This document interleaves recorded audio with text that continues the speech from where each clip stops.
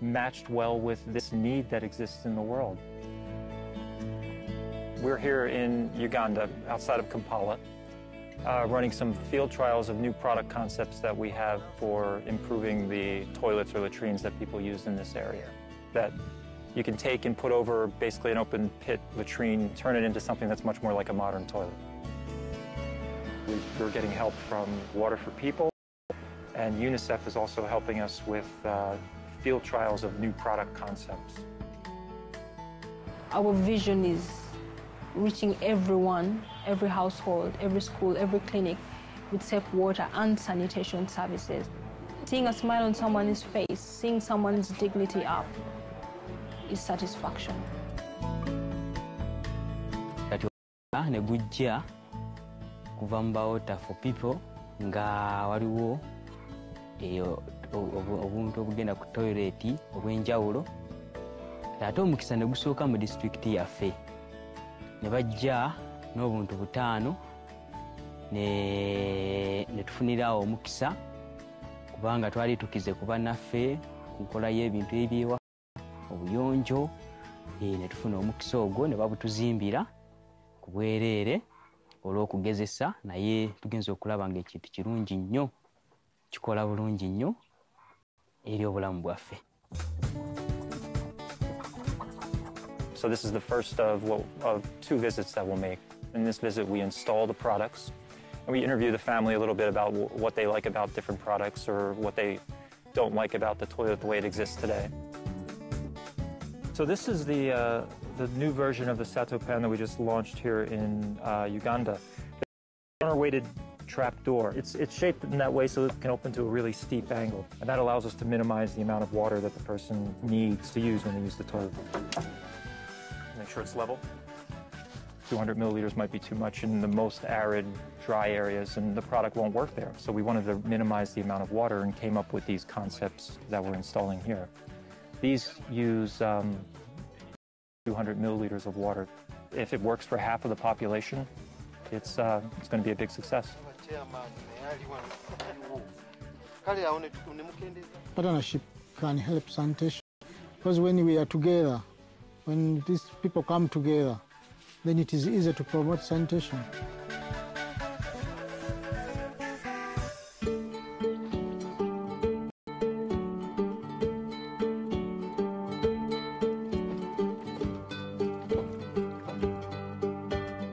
We realized that the scale we could reach in helping people with this type of product was much greater if we turned it into a business. They're very simple products. They can be very affordable for even the poorest people in the world. So we've created this business unit now to expand on the initiative and really develop an entire portfolio of products. She wants the stool.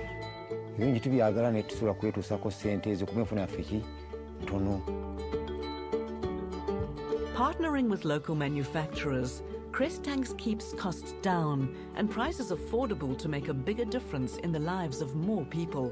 We want to see a country where sanitation is not a luxury.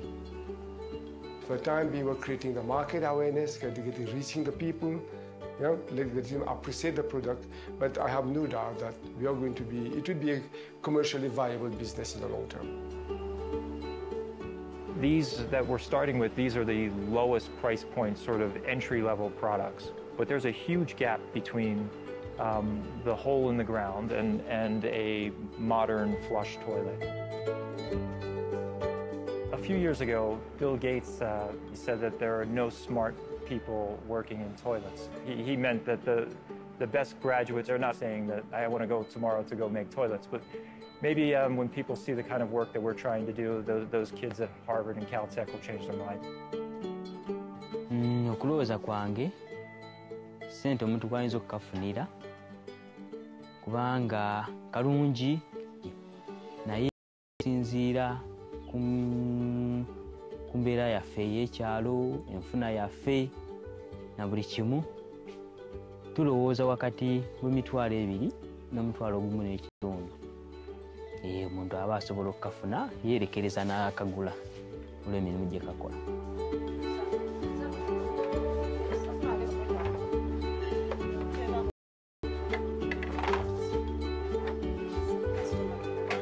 Regarding the distribution, as you can see, this product is still at its introduction stage. So far what we have done, we have identified some stockists, to whom we have distributed some products. We have already started getting repeat demands from the stockists. So the idea is we have copies of this, and we'll also have displays. There are those customers who come, they want in big quantities, like 10, 20. Because Sato pans keep cleanness, no doubt about it. Because everyone taking it is liking it. That means the company is good. We're thinking big. You really have to understand what the buyer, that potential buyer of the product wants in the product and how it could improve their lives. And then you need to make sure that the value proposition is right.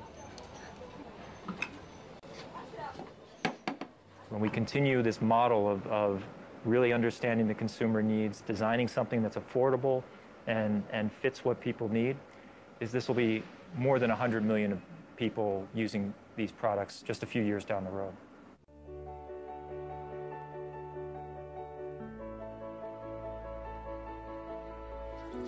Ako konna bakakola bulungi kalina ekisaanikira kangu kakulongoosa kakuma obuyonjo bulungi n'ogendayo wenna oba bulungi tobaamu kutaataagana kwonna kali kakola emirimu mingi nnyo kalimu ebirungi bingi okutwalira awamu.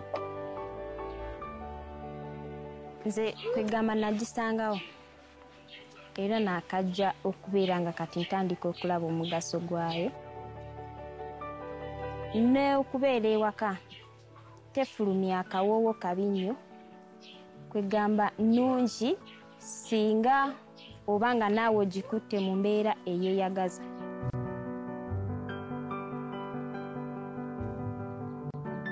In Uganda, the under 5 child mortality rate is 90 for 1,000 births, which translates to 327 children are dying every day. That's why we are very much interested in a sanitation agent promotion, because it's all about saving the children's life. Bandibadde nayo oba kangambe bateekeddwa okubeera nayo lwa nsonga nnungi nnyo mu ngeri y'okusaasaanya ebirwadde ng'ebyo kolera na biki lwa nsonga obukyafu buli bulwera muli munda tebufuluma nnyo wabweru n'abaana baneeno nga babadde bagikozesezza bulungi tebasobola kufuna nnyo bintu ng'ebyo birwadde na biki. Nfunye essanyu olunaku lwaleero okulaba nga nfunye obulamu bulungi sikyafuna nsuula zigenda ku mmere yange sibenja kuba mulamu n'abaana bange kuba omulimu gwe bankoledde mulungi. Flies are one of the main transmitters of disease, so it's both makes people's experience using the toilet, and it helps keep the population healthy and save lives in the end, really. The different groups, the different organizations play different roles and have different expertise. Our expertise is in product development, our expertise is in business, our expertise is in manufacturing. This is, to me, the perfect type of CSR. Take your company's expertise and use it to do what the world needs.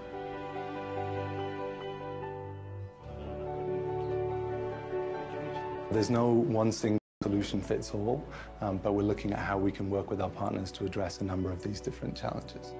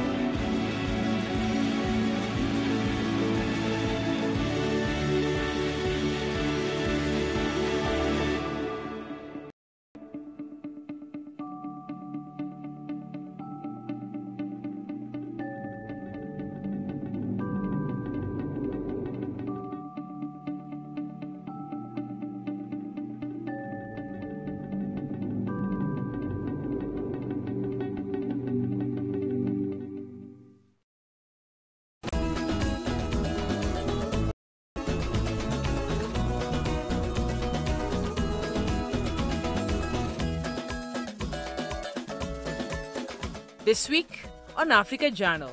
This is a very big moment. We are so excited that finally we are taking off as a country. We fought for a long time, 37 years of disappointment, 37 years of falsehoods, 37 years of dictatorship. There's a new sheriff in Zimbabwe. Mnangagwa, swear that I assume as President of the Republic of Kenya, I will endeavor to incorporate some of their ideas. A second term for Uhuru Kenyatta in Kenya. This is because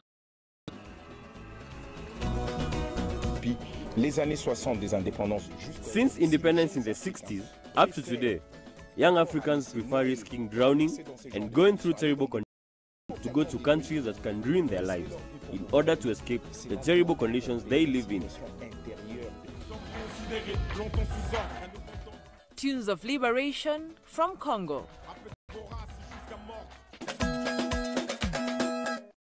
Hello and welcome to this week's edition of Africa Journal. I'm Wanja Mungai. And I am Millie Akeyo. We kickstart this week's show with political updates in Kenya and Zimbabwe. In Zimbabwe, it's a new era as they have a new president. Emmerson Mnangagwa was sworn in on the 24th of November 2017, following the resignation of the long-serving Robert Gabriel Mugabe. The 93-year-old ruled the country for 37 years, and while his resignation took many aback, most parts of the country were filled with celebration. Take a look. Emmerson Mnangagwa. After 37 long years, Zimbabweans finally witnessed a change of guard in the country's topmost office. Songs of liberation occupied the void left by the country's long-term president, Robert Gabriel Mugabe.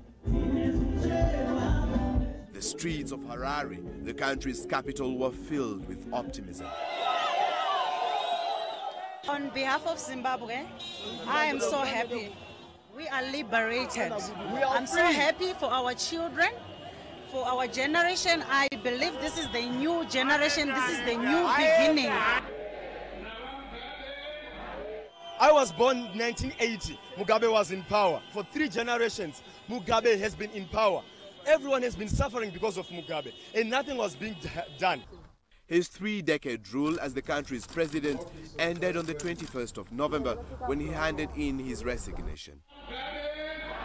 Following my verbal communication with the Speaker of the National Assembly, Advocate Jacob Mudenda, at 13:53 hours, 21st November 2017, intimating my intention to resign as the President of the Republic of Zimbabwe, I, Robert Gabriel Mugabe, in terms of Section 96, subsection 1 of the Constitution of Zimbabwe, hereby formally tender my resignation as the President of the Republic of Zimbabwe with immediate effect.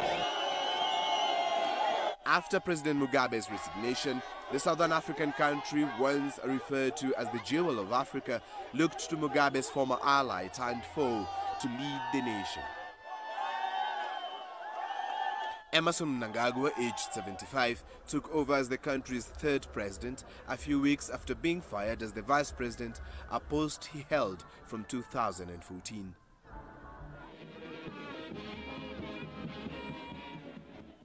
The country's military had stepped in to solve a political impasse that involved 2 factions of the ruling party.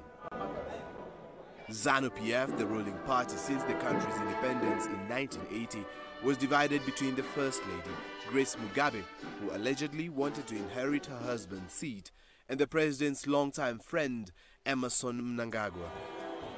Mnangagwa is a former justice and defense minister with close ties to the military. While serving under Mugabe, he got a reputation of being ruthless and cunning, a character that earned him the name Ngwena, which is the Shona word for crocodile.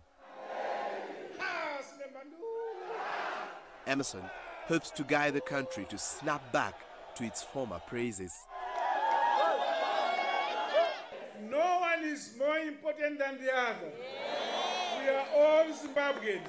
We want to grow our economy. We want peace in our country.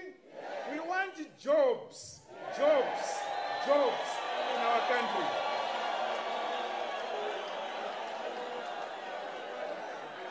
We need also the cooperation of our neighbors in SADC. We need the cooperation of the continent of Africa. We need the cooperation of our friends outside the continent. That we shall achieve. Over the years, the reign of Mugabe was reviled as a despot whose handling of the economy and willingness to maintain power crumbled one of Africa's promising states. This is a very big moment. We are so excited that finally we are taking off as a country. We fought for a long time, 37 years of disappointment, 37 years of falsehoods, 37 years of dictatorship. All of a sudden, it has come in handy and we must have a fresh beginning, a new start. Mnangagwa is expected to lead the country to a general election on the 22nd of November 2018.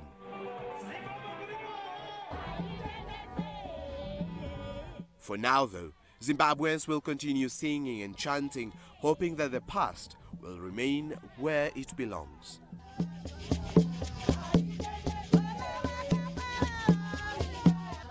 Millie, I really commend the Zimbabweans for upholding peace even during such a trying time. Yes, and I do too. And speaking of trying times, Kenya has been through a series of political battle. After the August elections, whose results were nullified by the Supreme Court, the country went back to the polls in October. And despite a boycott by the main opposition led by Raila Amolo Odinga, the incumbent President Uhuru Muigai Kenyatta emerged victorious and was sworn in on the 28th of November. Here's that story.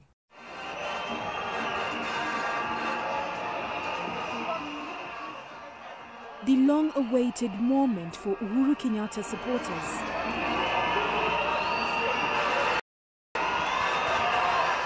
The Jubilee Party leader won the elections by 98%. I, Uhuru Kenyatta,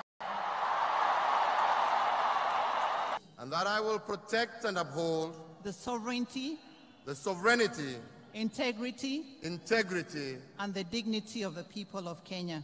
And dignity of the people of Kenya. So help me God. So help me God.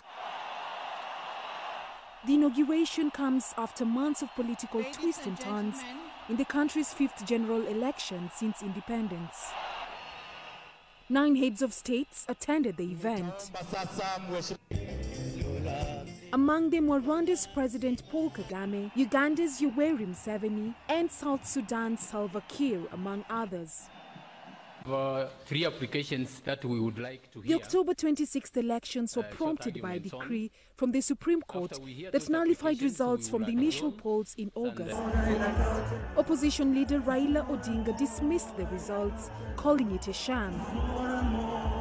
The National Super Alliance, or NASA leader, would then urge his supporters to boycott elections in October, eventually changing identity from an alliance to a movement now known as the National Resistance Movement, or NRM. The IBC CEO, Mr. Ezra Chiloba, finally made the stunning admission that the Commission was not able to apply all the Forms 34As yet. This means that both the provisional and final results announced last week are null and void, and that Uhuru Kenyatta was not lawfully declared the winner. Uhuru Kenyatta and Raila Odinga have been political rivals since 2013. I too listened carefully to my competitors, and in the spirit of inclusivity, I will endeavor to incorporate some of their ideas. This is because the election was not a contest between a good dream and a bad dream. It was a contest between 2 competing visions. Speaking at Kasarani Stadium in Kenya's capital, Nairobi, President Uhuru Kenyatta promised to revive the economy, facilitate affordable housing for all Kenyans, and create a universal healthcare coverage for all households. Residents are also hopeful that concerns over unemployment will be addressed during his second term in office. Us as the youths, we need as in the president to do something about us, because as in you can understand that there's a lot of unemployment with the youth, and we need just things, just as in what he promised 2013, let him deliver. In the midst of the political uncertainty, these Kenyans are looking up to their leader for a better tomorrow. Millie, have you been tasked with fetching and carrying water before? Yeah, that's rather random, Wanja, but yes, I have. I remember growing up, life was quite interesting. I come from the lakes. I used to like going to the lake to swim, most times to take a bath, and it was kind of mandatory that when you're going back home, you carry back a pail of water with you, usually on our heads, most times on our backs, and because of the long distance. Must have been cumbersome. It was. Wow, that was interestingly rough. Anyway, if you lived in the era of water rollers like they have in Sierra Leone, then I think life would have been much easier. Let's see how people in this West African country are using this new innovation. It's a warm tropical morning in Kambia, Sierra Leone. 21-year-old Usifu Bangura takes a stroll in his hometown. He has lived in the United States of America for over a decade. So you're cutting this for me? Bangura left Sierra Leone when he and his two siblings were put up for adoption by their mother during the country's civil war that lasted for 11 years. Yeah, they'd like to stay together, is that not so? Founder of the Bangura project, the aim is to distribute hippo water rollers, also known as drums, to the communities. Yes, from the right here and then to the left. The drums have a capacity of carrying 90 liters. Decided to come back to my home country to see my family after 14 years, as well as to bring any kind of relief that I can, specifically through the use of hippo rollers, 24-gallon containers that make easy access to transporting water. Statistics from the United Kingdom Water Aid in Leone reveal that at least 6 out of 10 people, or approximately 4 million citizens, do not have access to clean water. The Bangura project is tackling this issue head-on.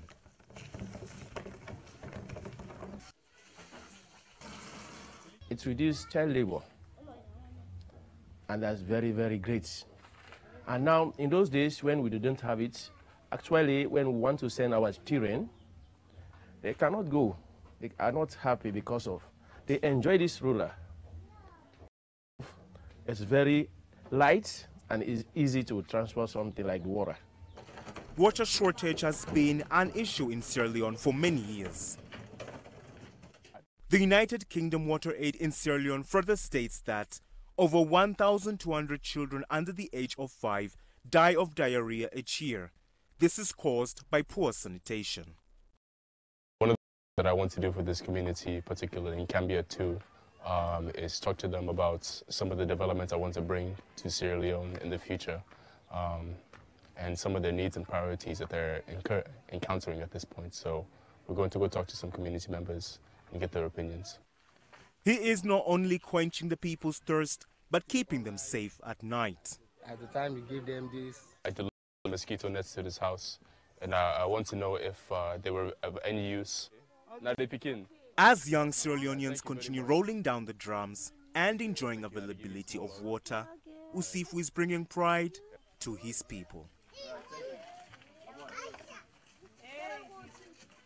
What a fantastic innovation. I hope it spreads to other rural communities outside of Sierra Leone. I'm sure people in your village would be delighted to have such. I bet they would. Anyway, now moving on to the Democratic Republic of Congo in the capital, Kinshasa, we meet a talented musician, Lexa, who's using his music to condemn social evils like slave trade, forced labor, and sexual abuse, especially on migrants passing through the Sahara. Here's that story. Alex Dende is a disturbed man. Over the years, he has been a voice of the oppressed in Africa, better known as Lexus Legal. The Congolese musician is known for his electric lyrics on social and political issues. Since independence in the 60s up to today, young Africans prefer risking drowning and going through terrible conditions to go to countries that can ruin their lives in order to escape the terrible conditions they live in. We shall all be concerned by what's going on in our countries. Our leaders should feel ashamed by what's happening. We held rallies in Paris, but we should be holding rallies here too. 24-year-old Congolese Getty Messi is one of them. In 2015, he was to travel to France through Libya after his dreams of being a professional footballer were unachievable at home. But due to financial strains, he had to return. I desperately wanted to leave Congo, to go somewhere else. I wanted to live in Europe, because life is difficult here. But traveling abroad was also complicated. So I had a cousin in Libya who told my parents that I could go to France via Libya. I left Kinshasa to go to Libya, but I only stayed 6 months. I could not go on and come back to Congo.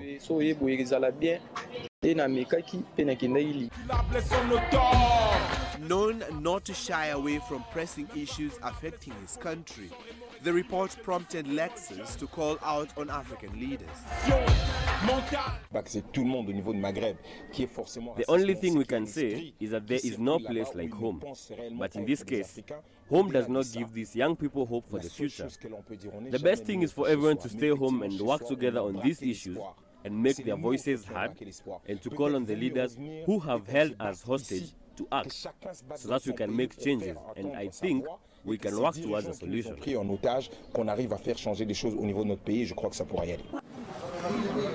The African Union has since called for an investigation into Libya's slave market. We cannot forget that blame is shared here. And we should not just take action because we are under pressure. We need to take time and investigate and find correct solutions. That is why the Pan-African Youth Union has launched investigations on this matter. We have called in Libyan authorities and we have already gathered a lot of information regarding the issue of migrants who are sold as slaves. Et aujourd'hui même, nous avons eu plusieurs informations.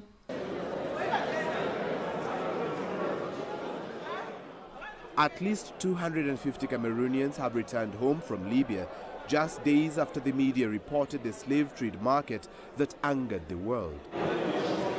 This was after the European Union, United Nations and African Union agreed to an emergency plan to dismantle the trade and return stranded migrants home.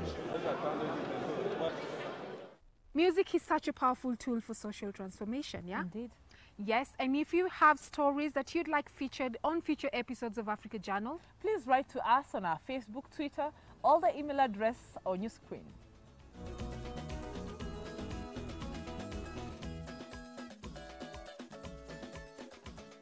From me, Millie Akeyo, and Mungai and the entire Africa Journal team, have a blessed week.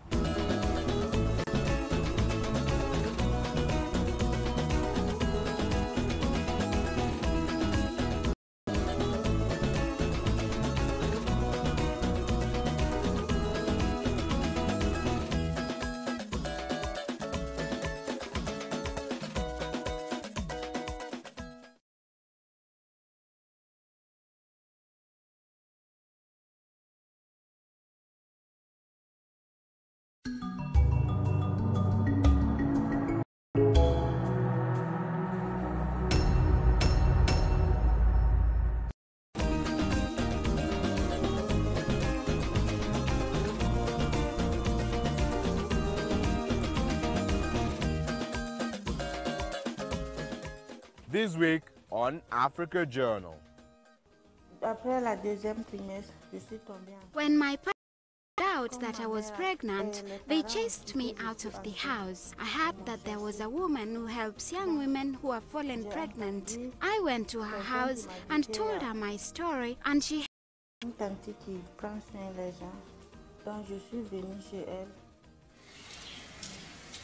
A rescue center in Burkina Faso that saves young mothers. To be able to be showcasing in Lagos Fashion Design Week is the bigger part. I mean, that's the main thing. And later, Kenyan designers shine at this year's Lagos Fashion and Design Week.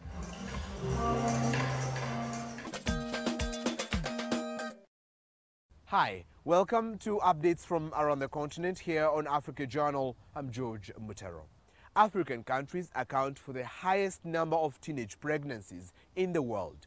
While these are worrying statistics for many African countries, an activist in Burkina Faso is taking it upon herself to help young pregnant mothers. She's been at it for almost a decade now. Here's more. 24-year-old Janaba Ouattara currently runs this small business at a local market in Bobo Dioulasso, Burkina Faso. 3 years ago, she got pregnant, but her parents were not happy about it. They sent her away from home because she ignored the will of the father of her baby at the time. Janaba has long given birth. When I wake up in the morning, I take 5 boxes of fish, bring them here to the market. Every evening, I take home at least $9 profit. With that, I can take care of my expenses, those of my child, and provide food as well. She sought refuge at Rejected Young Girls Center, a community group that houses girls who go through unplanned pregnancies. The center was created by Rita Sanu in the year 2000. Currently, it hosts 17 girls between 16 and 24 years. It aims to discourage young girls from abandoning their newborn babies. It's not their fault. They were chased away from their homes. And if they have no roof over their heads and no way to feed themselves, they are forced to abandon their children and go look for money, even if it's only 45 cents, in order to buy something to eat.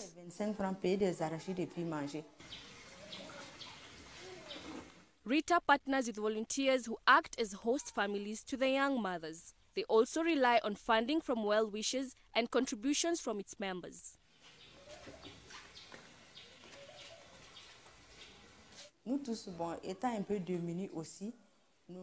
Given that we don't have enough resources, we try our best to find them small jobs like cleaning homes. We have created a small organization that provides cleaning and decor services. And when we get booked for jobs, we hire these girls.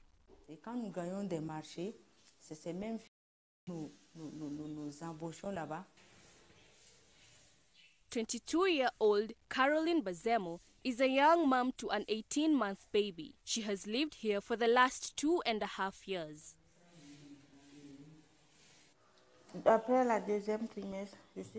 When my parents found out that I was pregnant, they chased me out of the house. I had a woman who helps young women who have fallen pregnant. I went to her house and told her my story, and she helped. I stayed here until I gave birth, and now my child is growing by the day.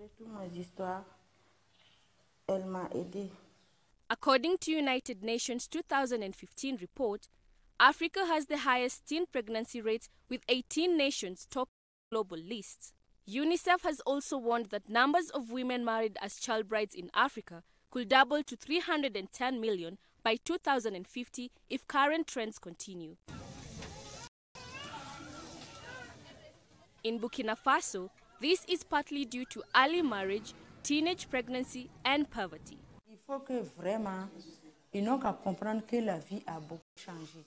They have to do away with this tradition and help young girls who fall pregnant. It's a big inconvenience. If there's no goodwill or organizations to help them out when they give birth, then they will abandon their children and run away. When found, they are arrested and jailed.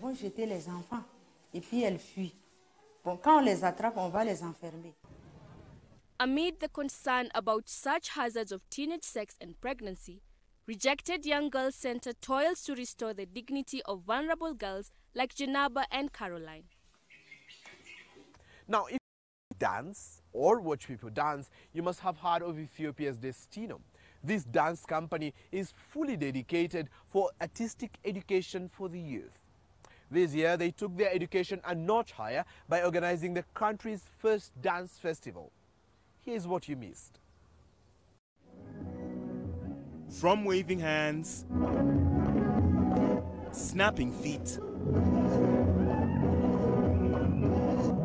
to rolling arms.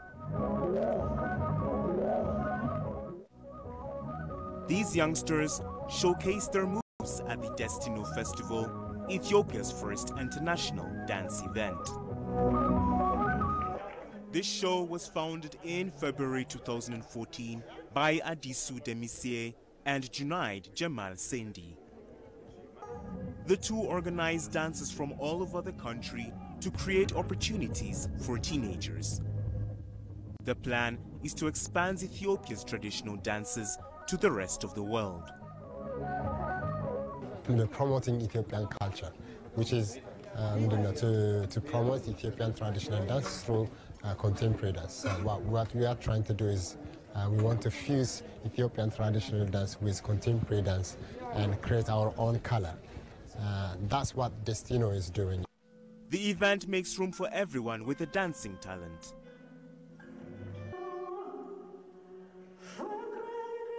Persons with disability also had their go with a special choreographed. It's a social thing, like working with disability, working with blinds, working with young people, girls. So what we do is we empower young people through dance. Dancers from Uganda, Tanzania, Spain, Japan, and Slovakia all took part in the three-day event. It's our first time here in Ethiopia, the first time in Africa as well. And it's been very, very exciting. Very emotional, very emotive, and touching. We are wishing to come back again. Wow, the show was amazing because I guess this is the first of its kind in this country, particularly that it shows the culture of Ethiopia's nations and nationalities in such harmonious ways. It is electrifying when you sit here and watch. Very sensational.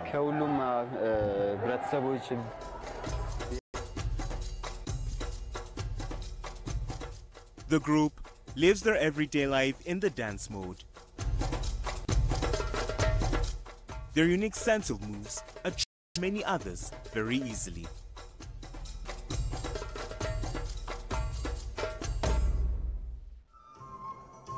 Plans are underway to make Destino Festival big, reaching out to the international audience.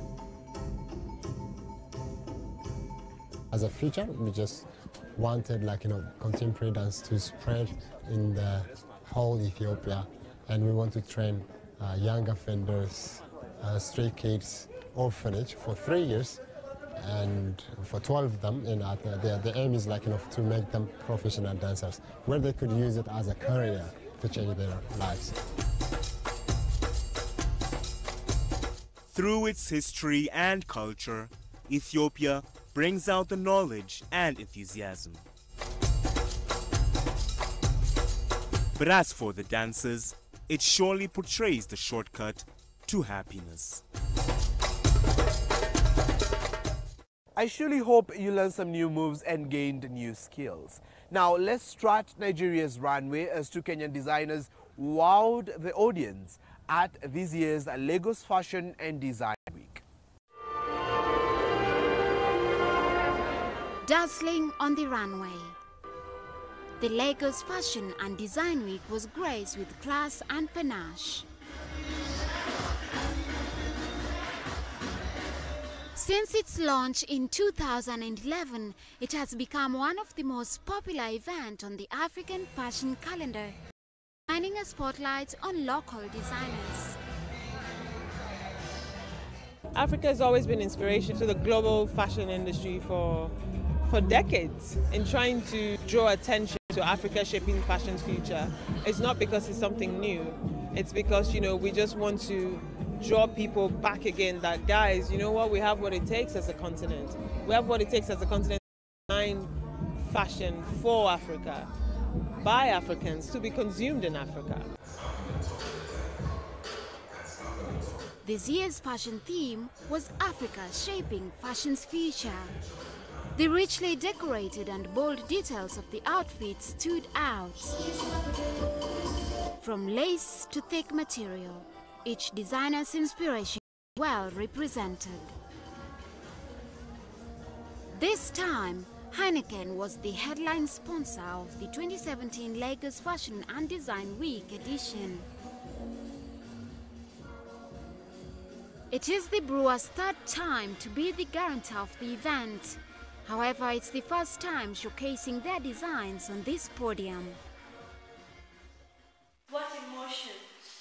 27-year-old Azawalji and 24-year-old Lulu Mutule, both from Kenya, co-created the Heineken Africa-inspired collection, supported by the Heineken design team and Blue Fashion Design.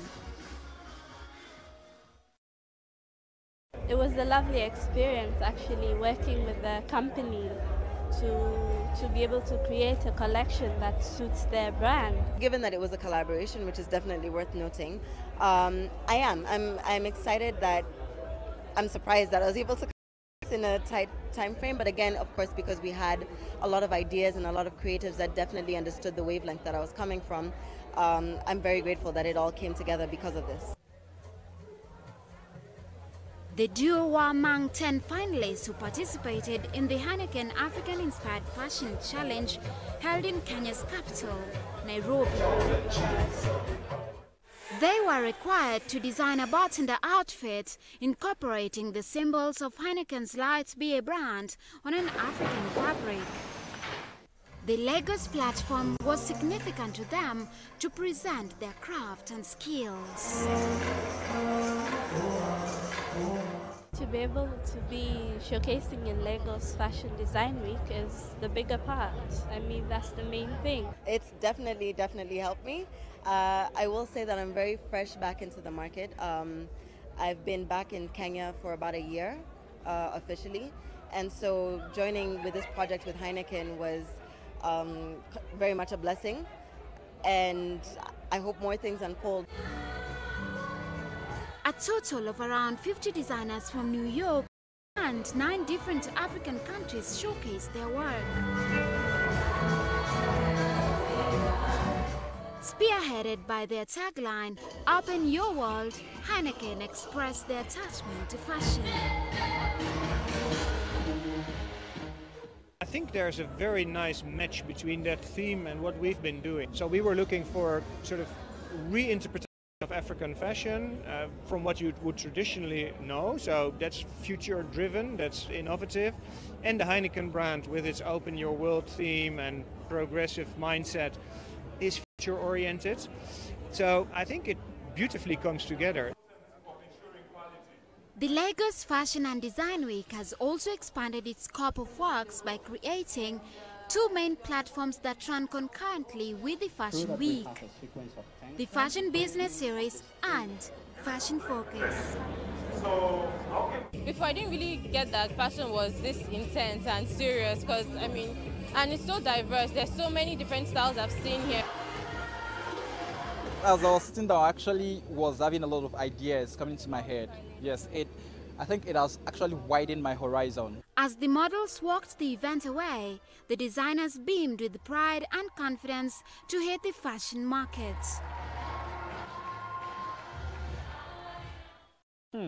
Authentic, isn't it? Now, if you have any of such ideas that you'd like to see featured right here on Africa Journal, kindly get online and get in touch with us on Facebook, Twitter, or the email address on your screen.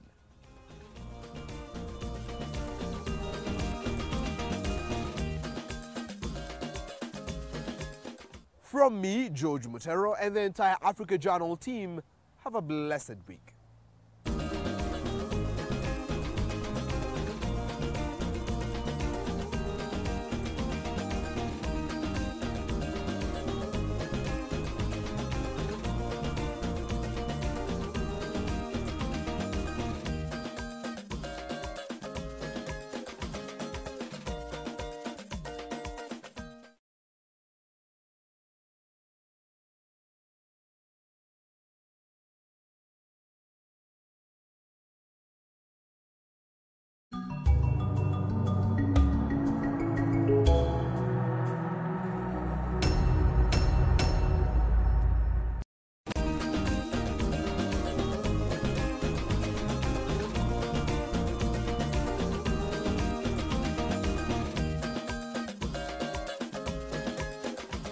This week on Africa Journal. And our value proposition is simple. Simply plug the waste that is going on the food value chain and redirect what would have been wasted to those that need it the most. We learn more about Choberi app's ability to reduce food wastage. My concept was that I'm going to take the money from cleaning bins, then I'm going to use it to buy a projector and buy my speakers so that I can have my own cinema, because my dream was to host cinemas in the township. We are in South Africa for some cinematic actions.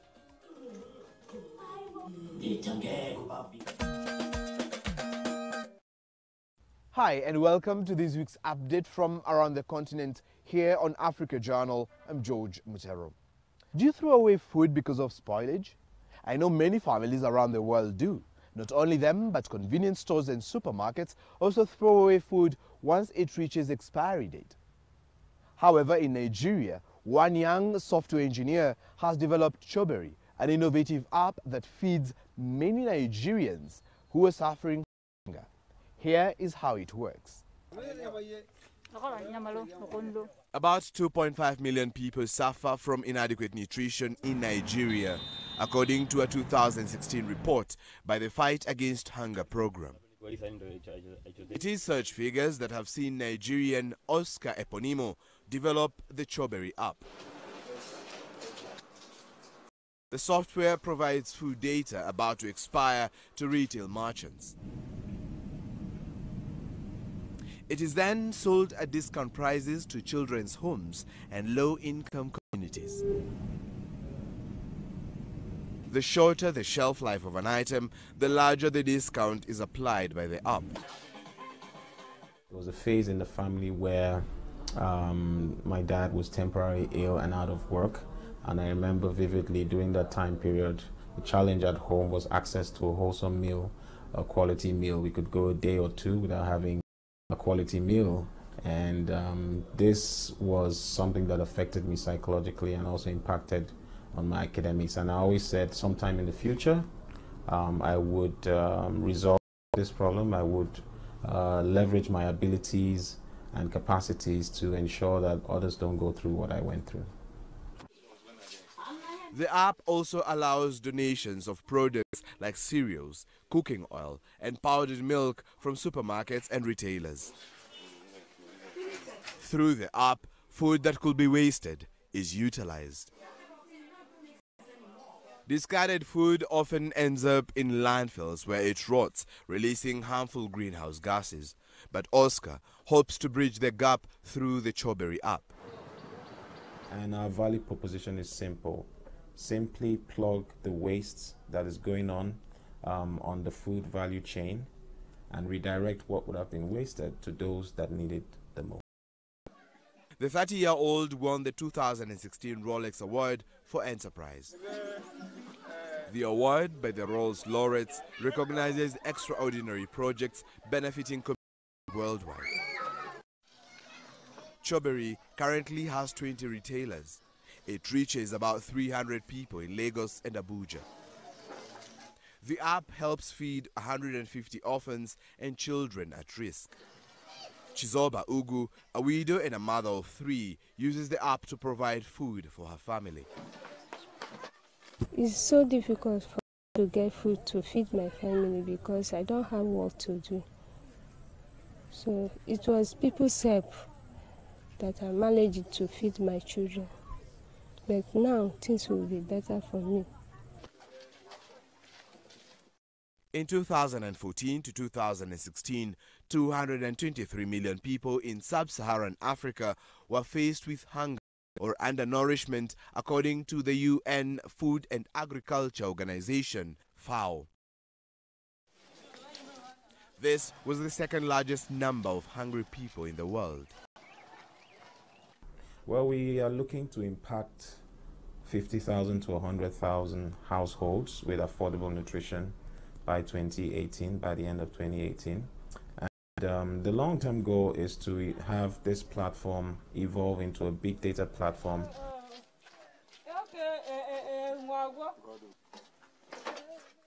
For now, Oscar is working to develop his app further to cut waste in various parts of the country while enabling retailers to save money. Now, are you a fan of sports and discovery? If you are, then Tatib, the ancient sport in Egypt, will be the right treat for you. It will give you a feel of dance, action, and sport. Curious? Here's more.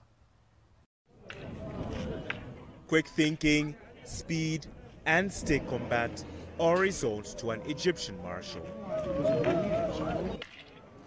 Tatib Art School is an education center in Sohag, Egypt. It plans on reviving the ancient sport of Tatib. It was discovered in an ancient Egyptian tomb and was known to be a violent sport which could lead to serious injuries or even death. The game was introduced as training for sword fighting. But now, Sabri Muhammad has reinvented this exercise as a mutual respect and honor taught at the Center for Tatib Art School. The art of Tatib is the oldest martial art in history. In ancient Egypt, the stick was made of papyrus. Afterwards, it was made of a shamrock, which is a thick stick that could either injure or kill. Long ago, this game was violent, and about 60 or 70 years ago, it was similar to fighting games, because that was the era known as one of manhood. The center was established in 2012. People interested in learning the sport join the school for free. The training session usually goes up to 6 months. The martial art is mainly done by both old and young men who gather to display of courage, strength, and chivalry. However, Rania Medat from Nekalia village is up to represent the ladies in the sport. She is a physical education teacher at a girls' school. Few teachers from the International Center of Tatib travel around cities, teaching people new tactics. This game isn't practiced in any other country except for Egypt, and it has many rules, just like sword fighting. The rules, for example, govern how to carry out the dangerous strikes, how to hold the stick, how to protect from an oncoming attack, different methods of striking, some of which can kill the opponent, break the stick or injure. So now we have this opportunity to promote its practice between people, but there is no room for harm. At the moment, this particular sport is only based in Egypt.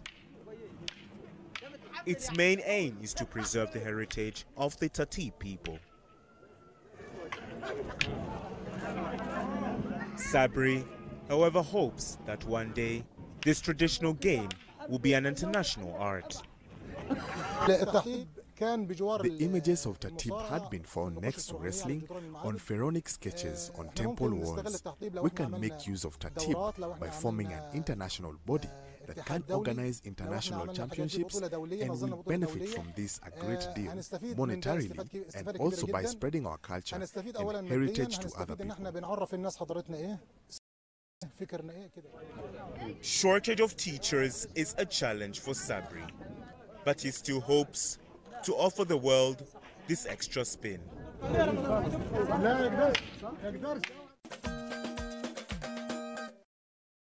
Hope you surely enjoyed the Asian sport and are planning to try it sometime soon. Let's now cross over to Cape Town, South Africa, where a young enthusiast is practicing entrepreneurship to fund his pop-up cinema project in his neighborhood. Here's more. 21-year-old South African entrepreneur wants to make it big in the film industry. In the meantime, Buhesi Taylor is cleaning the municipal wheelie bins in Harare neighborhood in Khayelitsha township. His goal is to get enough cash off of washing the bins to buy video equipment and sustain the film project for the children of Khayelitsha. I started to draft some business ideas that I can start off. Then I realized that if I can clean bins for my people in my community and people can pay me a small fee, I think that can be a business. So I asked my neighbors to clean their bins for only 50 rand. Buhe started the business with only 5 bins. Currently, he cleans 30 bins every week at a cost of $3 for each. The film enthusiast developed the idea in 2015. He hires venues but sometimes screens in open fields for free. My concept, I'm going to take the money from cleaning bins, then I'm going to use it to buy a projector and buy my speakers so that I can have my own cinema, because my dream was to host cinemas in the township. As he sets up the kits, children wait eagerly to get to the cinema chamber. They always make noise when they see me carrying the equipment to the venue, because they know that there's a movie coming up. And I always tell them that they need to prepare themselves, that I'm going to show them a movie. The films are of diverse genres ranging from dramas, comedies and animations, depending on his audience. Today, he showcases a local animation called Kumba. That is my favorite movie. And then I love animals. Because it's something new to the community. Yeah, we never had something like that. And some children have never been in a cinema before, so yeah, it's a great idea. With this cinema foundation, Bule wishes to create a platform to impact his community through safe entertainment and education for the young ones and youth.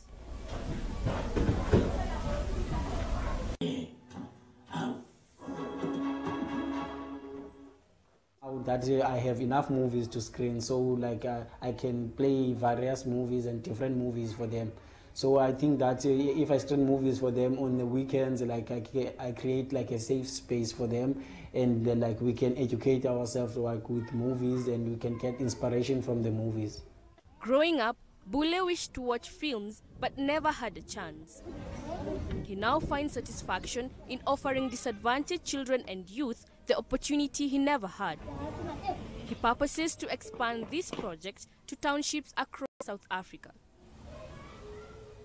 I am very passionate about this community project, especially the fact that it involves pictures in motion.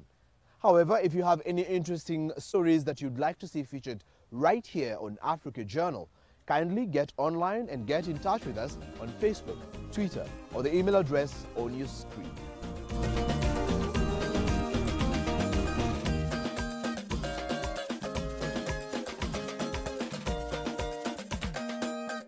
From me, George Mutero, and the entire Africa Journal team, be safe.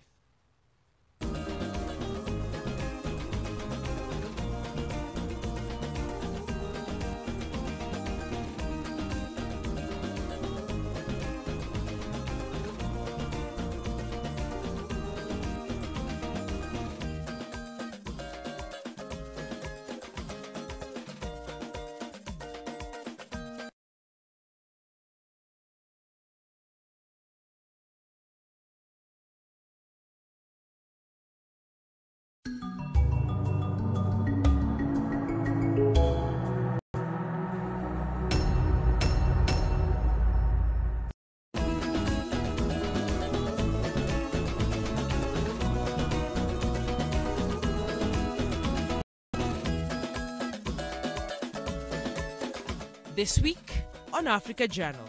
On behalf of Zimbabwe, I am so happy.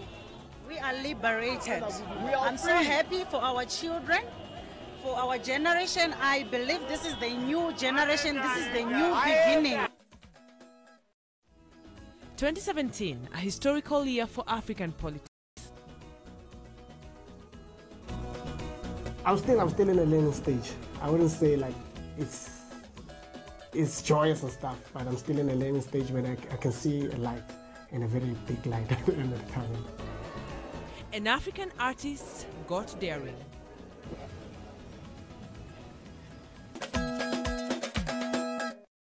Hello, welcome to this week's episode of Africa Journal. I'm Wanja Mungai. On this week's show, we do a recap of 2017's highlights, starting with politics. It was quite a year. We saw incumbents leave office while others remained. We had court cases and reruns as well. Let's now see how politics played out in Liberia, Gambia, Zimbabwe, Rwanda, and Kenya.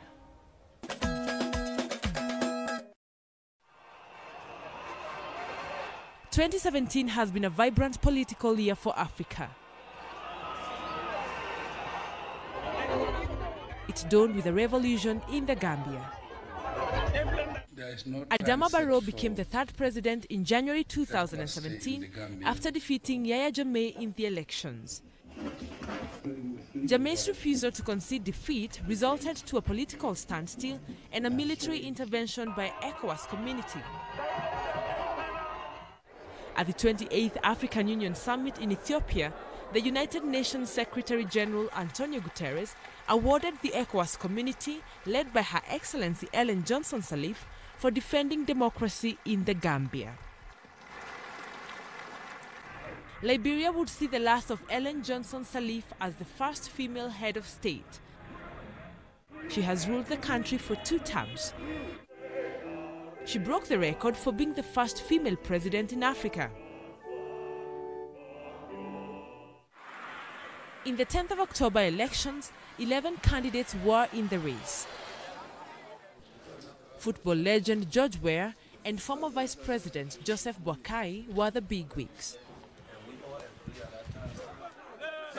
George garnered 38% while Joseph 28%. This called for a rerun as none of them scored above the required 50%. The second round had been scheduled for the 7th of November, but was postponed after a third-placed candidate, Charles Bramskin, challenged the results in the Supreme Court. Liberians went back to the polls on the 26th of December. Yeah, we are confident, but it's going to be a tough challenge, overcoming George Weah that has got about 39% of the votes in the first round. But it's not going to be unprecedented. In East Africa, a lot has been going on. Kenya's general elections on the 8th of August were again nullified by the Supreme Court after the opposition party NASA claimed they were not free and fair. The second round of voting was on the 26th of October, which the opposition boycotted. Still, the incumbent Uhuru Kenyatta won with a 98% of votes cast. And that I will protect and uphold the sovereignty, integrity, and the dignity of the people of Kenya. And dignity of the people of Kenya. So help me God. So help me God. In neighboring Rwanda, President Paul Kagame had just scooped a third term in office. However, the initial constitution did not support a third-term presidency. The law of the land would then be amended in parliament to favor the former military general, President Kagame.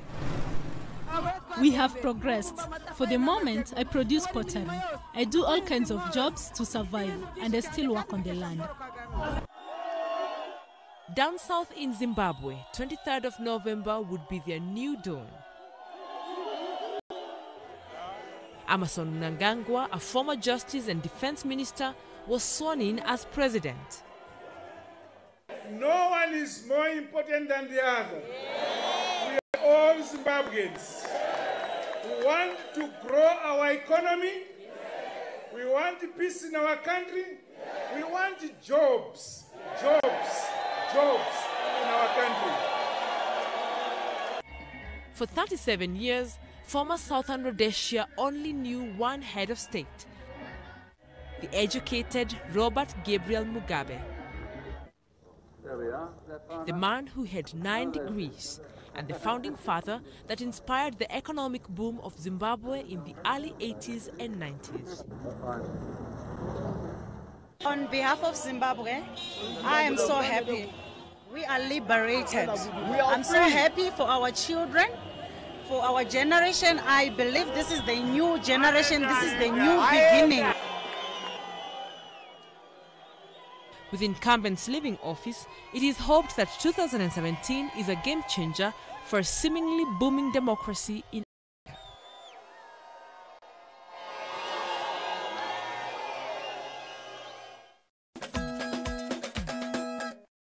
Now they say the best way to live forever is to leave a mark and teach others to do what you do best. Now, throughout the year, we've met personalities who've been passing down their skills to younger generations. Let's now meet them. The African continent has been graced with exceptional personalities over the years.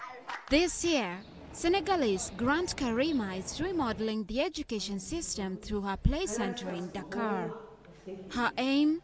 To nurture young talents into societal game changers. To the 44-year-old, secret to getting ahead is getting started. The baobab, of course, symbols, scientists, our chemists, our people going into space, our artists, our presidents, our assemblymen, our African Union people. And what we know is that those children, as young as year one, need to be playing for their brains to develop. They need to be engaged in conversations that are exposing what they're thinking and how they're thinking about, so that they can actually be prepared to face the challenges of the African continent. 5,000 miles away in Kenya's capital, Nairobi, Phila Tuju is leading a different group of gifted youth.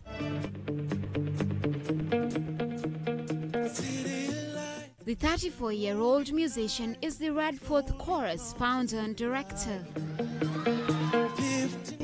With voluntary participants as young as 14-year-olds, the choir of 200 members is not your ordinary chorale.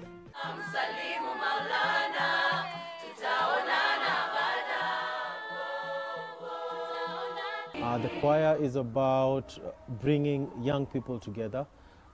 Young people from different backgrounds. We try to sing various songs from Kenya in an effort to just signify the importance of unity. Even in our diversity, we can be able to come together to do things that can be able to just promote peace and other values that we believe in.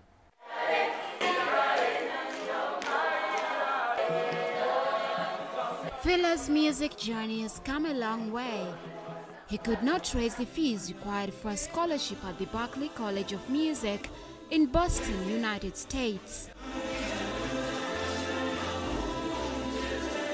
He procrastinated for many years before starting the choir in fear that people might not embrace his style.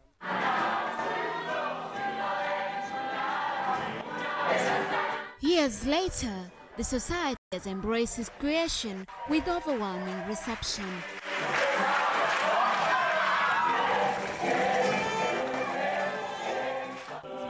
As Phila guides and coordinates the young talented collective, Asghar Ali Kassam has been busy collecting another form of art. Though it looks like a simple book, his album is an assortment of a century's worth of memories trapped in a tiny relic stamps and currencies. You see this one? Color. The Kenyan philatelist has been an avid collector since he was 13 years old. This is Mughal Empire. In the beginning it was tough to collect. Maybe in In a month we could get only 4 or 5 stamps or 10 stamps. And then in the year, okay, you have made already your album. So some people, they left it halfway and they didn't continue. This has a value. This one no. Apart from postage stamps, the 70-year-old has assembled notes and coins from as far as the era of Alexandria the Great, Queen Elizabeth and Jesus Christ. And this His is exceptional hobby harnessed him recognition in the Guinness World Book of Records as a collector with stamps from most countries.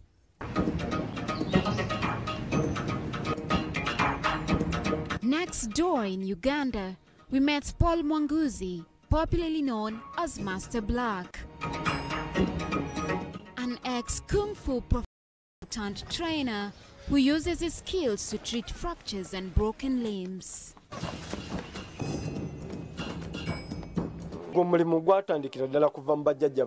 The talent of treating bones started with my great-grandparents, and the talent kept flowing in the family.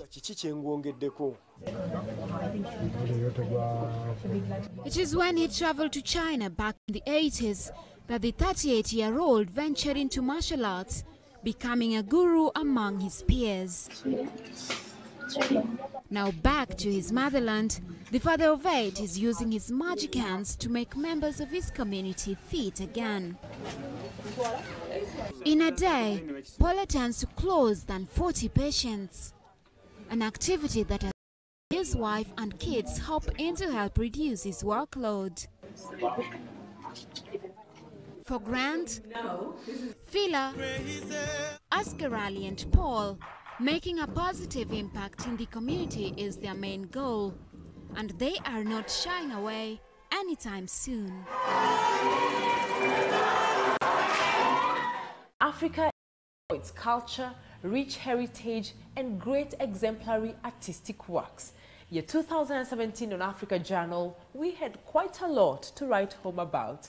We brought you some of the continent's finest, like South Africa's Percy Maimela, the great artist who uses salt for her masterpieces, and Nigeria's string artist, to mention but a few. Let's see how arty we got in 2017.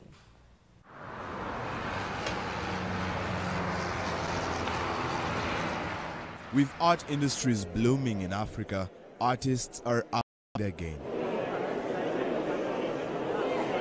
Some have juggled their minds finding unique mediums to make their pieces stand out.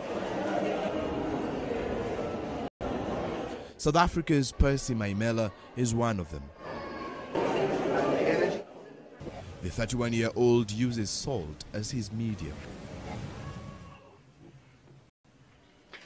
What I love about salt is it's cheap. I mean, 5 rand, you give me 5 rand, you give me just a black space or a dark space, then I can produce a masterpiece. And then I can reuse the salt and produce another masterpiece. So with one bag of salt, I can make like as much as I want, you see. Artistic material is quite expensive if you want good quality. Although canvas and pencils are not on his budget, his art is made up of well-defined details. While his is cheap to make, Maimela admits it is not as financially rewarding as he would like. It's draining. Sometimes, yeah, sometimes you get clients, sometimes you get proper gigs and stuff. But for me, I'm still in a learning stage. I wouldn't say like it's joyous and stuff, but I'm still in a learning stage when I can see a light, and a very big light at the end of the tunnel. As Percy sprinkles his creativity, Nigeria's Omotoyosi Ogunlede strings his up. He graciously works on his portrait of the legendary reggae musician Bob Marley. The father of 2 was born in the busy metropolis of Lagos and will pursue fine art and sculpture studies in the Yaba College of Technology in Nigeria. The 38-year-old ventured into string art in 2016. I ran into stringing Not that it was actually there for display. I ran into stringing. I saw a young chap, just stringing on the wall, different colors, all aligned together, and I was like, wow.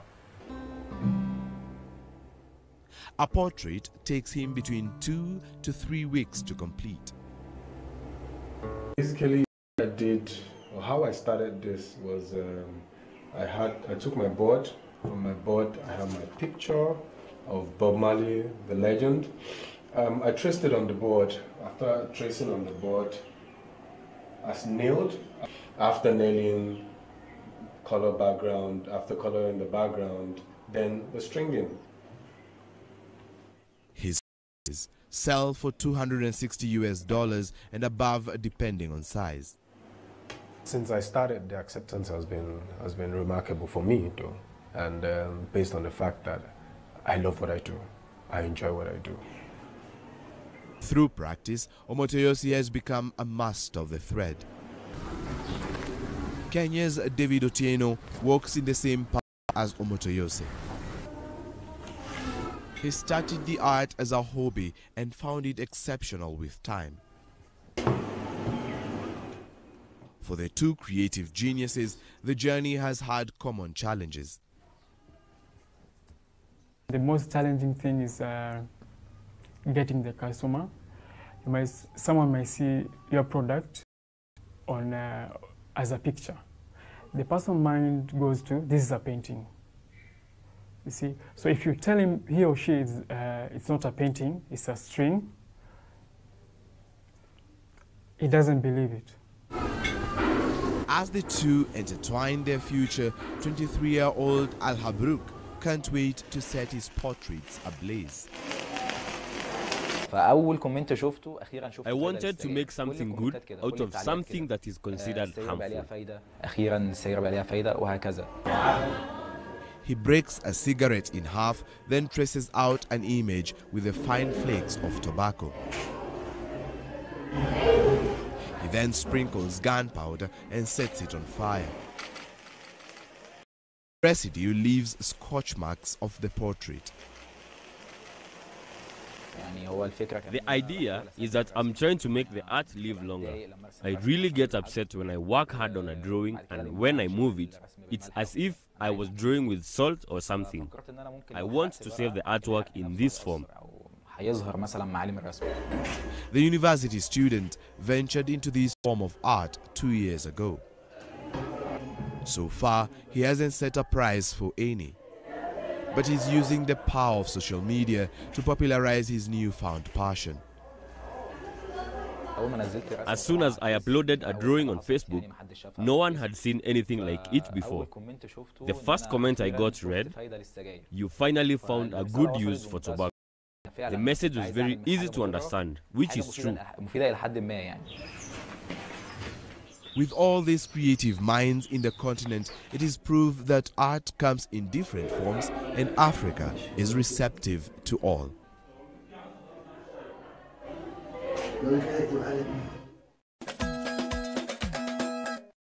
Those are some of the bits and pieces visit before the year comes to an end. Do you have any comments or feedback? Please feel free to write to us on our social media, that is Facebook, Twitter, or the email address on your screen.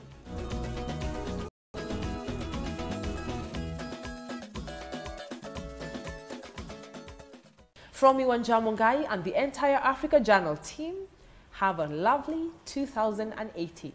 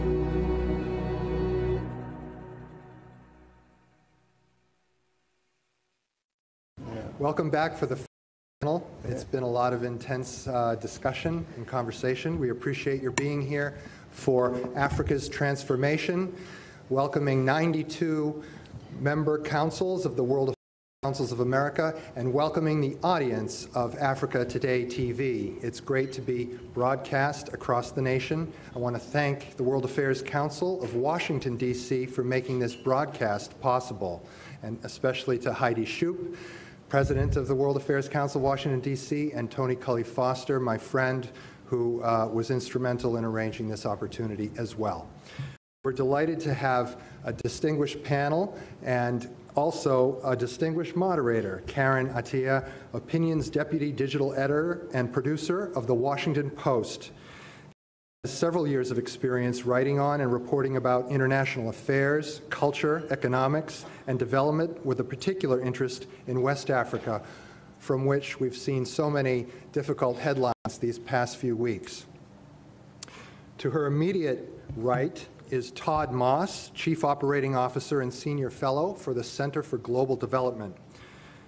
In addition to his institutional and fundraising responsibilities for CGD, Todd's work focuses on U.S.-Africa relations and financial issues facing sub-Saharan Africa. Todd directs the Emerging Africa Project and is currently working on energy in Africa, cash transfers in new oil economies, and new ideas for upgrading U.S. development policy. To Todd's right is Raymond Gilpin, Academic Dean at the Africa Center for Strategic Studies, National Defense University. Raymond, you have a very long and biography. Prior to joining the Africa Center, he served as director of the Center for Sustainable Economies at the U.S. Institute of Peace, academic chair for defense economics at the Africa Center for Strategic Studies, and he's held several positions at Intellibridge Corporation, now part of the Eurasia Group. And finally, last but not least, to my left, Amadou Sy, who's a senior fellow, Global Economy and Development, Africa Growth Initiative at the Brookings Institution. Amadou serves on the editorial board of the Global Credit Review. He was previously Deputy Division Chief of the Financial Service Surveillance Division in the International Monetary Fund's Monetary and Capital Markets Department.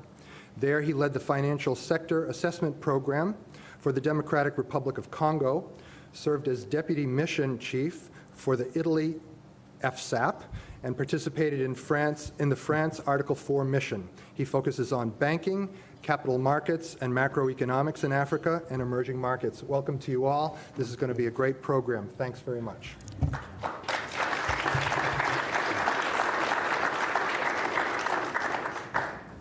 Can everyone hear me? No? Let's see. Yeah, it's on. Okay, it's on? No. It's got to turn on at the back. Hello, test. Okay. All right, brilliant, great. Well, everyone, thank you so much for being here. I'm really excited to have this discussion today, and I have a wonderful group of panelists to my right to help kind of illuminate some of the trends as well as the headlines on Africa that you have been reading. So one thing is, well, you know, Africa is clearly a very large continent. Thousands of ethnic groups, thousands of languages, and we have an hour to talk about it. But we hope to at least, again, use the headlines that you've been reading about, and try to kind of get behind what's going on. So first of all, I want to start with an interesting Economist issue last year, which declared that Africa is rising. And I'll quote, "Real income per person has increased by 30%. Africa is the fastest growing continent. Over the next decade, GDP is expected to rise an average of 6% each year. Many goods and services that used to be scarce, like telephones, are widely available. Africa has 3 mobile phones for every 4 people. By 2016, nearly 30% of households are expected to have a TV set. Nigerians produce movies than the US does, and opinion polls show that almost 2/3 of Africans think that this year will be better than the last. So I want to focus on this Africa Rising meme and this idea that GDP, an explosion of GDP, is a reason to celebrate. And I will start with Todd. Again, is this a good thing, or are there underlying trends that we should be worried about beyond this headline of explosive African growth? I mean, I think the headline numbers are super encouraging because through most of the 70s and 80s, Africa wasn't growing very fast, if at all. Now we're starting to see these economies grow at 5, 6, 7. Some countries are growing at 10% a year. It's going to take a while to catch up to the lost years from the 70s and 80s, but we're seeing tremendous opportunities, particularly in places like West Africa, where I know people are sort of obsessed about the Ebola crisis, but actually West Africa is one of the growth engines for the global economy. And what I think is most exciting about this is that some of the headline numbers in the past have been about essentially natural resource recoveries, and we still have countries like Equatorial Guinea, which are almost exclusively about the offshore petroleum sector. A lot of these fast-growing economies are not commodity-based economies. So countries like Rwanda and Ethiopia are two of the fastest-growing economies, and these are largely agriculture, financial services, not the traditional enclave sectors. Even a country like Nigeria, which is the biggest country by population and has a bigger economy than South Africa's, Nigeria's oil sector is relatively stagnant. Its growth is being driven by infrastructure investment, by financial services.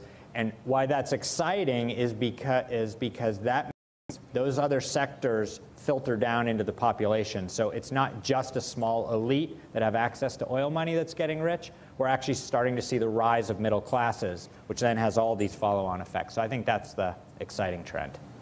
Raymond, what would you say? I would agree with Todd. The headline numbers are exciting, but as he said, we need to take them in perspective. Even though African countries are growing really fast, to make up for the lost years, they should be growing even faster at unprecedented rates for the next decade. But what I want to talk a little bit about is how these numbers translate into the ordinary households in Africa. What we're noticing is not just that services are expanding beyond the main cities, but we're noticing the emergence of a middle class. And the middle class in US terms. Because I was talking to somebody who said, what does it mean? What does an African middle class family look like? Exactly like yours. They own a house, which is usually paid for. There's not a really big mortgage market, so most houses you see are already paid for. They own 2 vehicles, which look like the ones you drive here. They go on 1 holiday a year, and that number is expanding. Take Nigeria, for instance. Nigeria has 170 million odd people. Most people think that the middle class is about 5% of the population right now, which is small in relative terms. But think about it in absolute terms. 5% of Nigerians exceed the total population of a few European countries. Think about it in market terms. And then look beyond Nigeria to South Africa, to Rwanda, to Ethiopia. These are all growing. So you think not just about Africa in terms of the 54 countries, but think about Africa in terms of expanding markets that are really liquid, because these are cash economies, while our traditional trading partners are still experiencing severe economic difficulties. And so the growth numbers are not just about Africa, poverty, etc., but it's about Africa presenting new opportunities in the global economy and for both investors and institutional partners. Yeah, I mean, so typically we get a lot of questions about Africa, and my sense is that viewed from Washington, Africa is viewed through a few lenses like aid, humanitarian issues, oil, so in Texas, they know Africa pretty well, or, conflicts. So it's about terrorism in Africa and some groups like in Somalia and so on. But recently, there's a new lens through which people are looking at Africa here in Washington, and it's China, the Chinese lens. So China now is the largest trading partner of Africa, so it has overtaken all the others.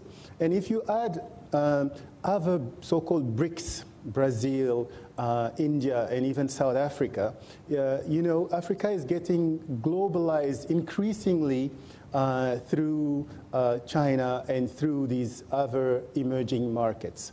So traditionally, the big trading partners used to be they're still important, the European Union and the US, but the growth, the energy is really coming from the region east of Africa, from Asia. And that's creating a lot of questions, a lot of anxiety sometimes from different parts of the world. But, there are interesting facts. For example, one would think that China is in Africa mostly for the natural resources. It is, but it's also investing in a wide variety of sectors. Shoe manufacturing in Ethiopia, and so on. And it's also in a more diverse set of countries than the US. So when you look at investment from the US to Africa, it's a few countries. It's Nigeria, it's Angola, it's South Africa, and Mauritius for the financial services. It's very natural resource oriented. But if you look at China, they will be in Zimbabwe, where the US would not go, but they would be also in Angola. Half of the Angolan oil exports go to China now. So this is very,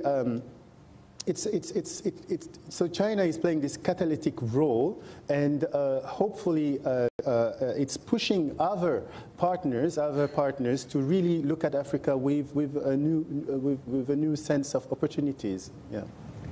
And speaking of looking at new opportunities, so just 2 months ago or so, we had the U.S.-Africa Leadership Summit, which was one of, if not the largest gathering of African leaders in D.C. at one time to talk about some of the opportunities that we're discussing here, more investment by the private sector within Africa.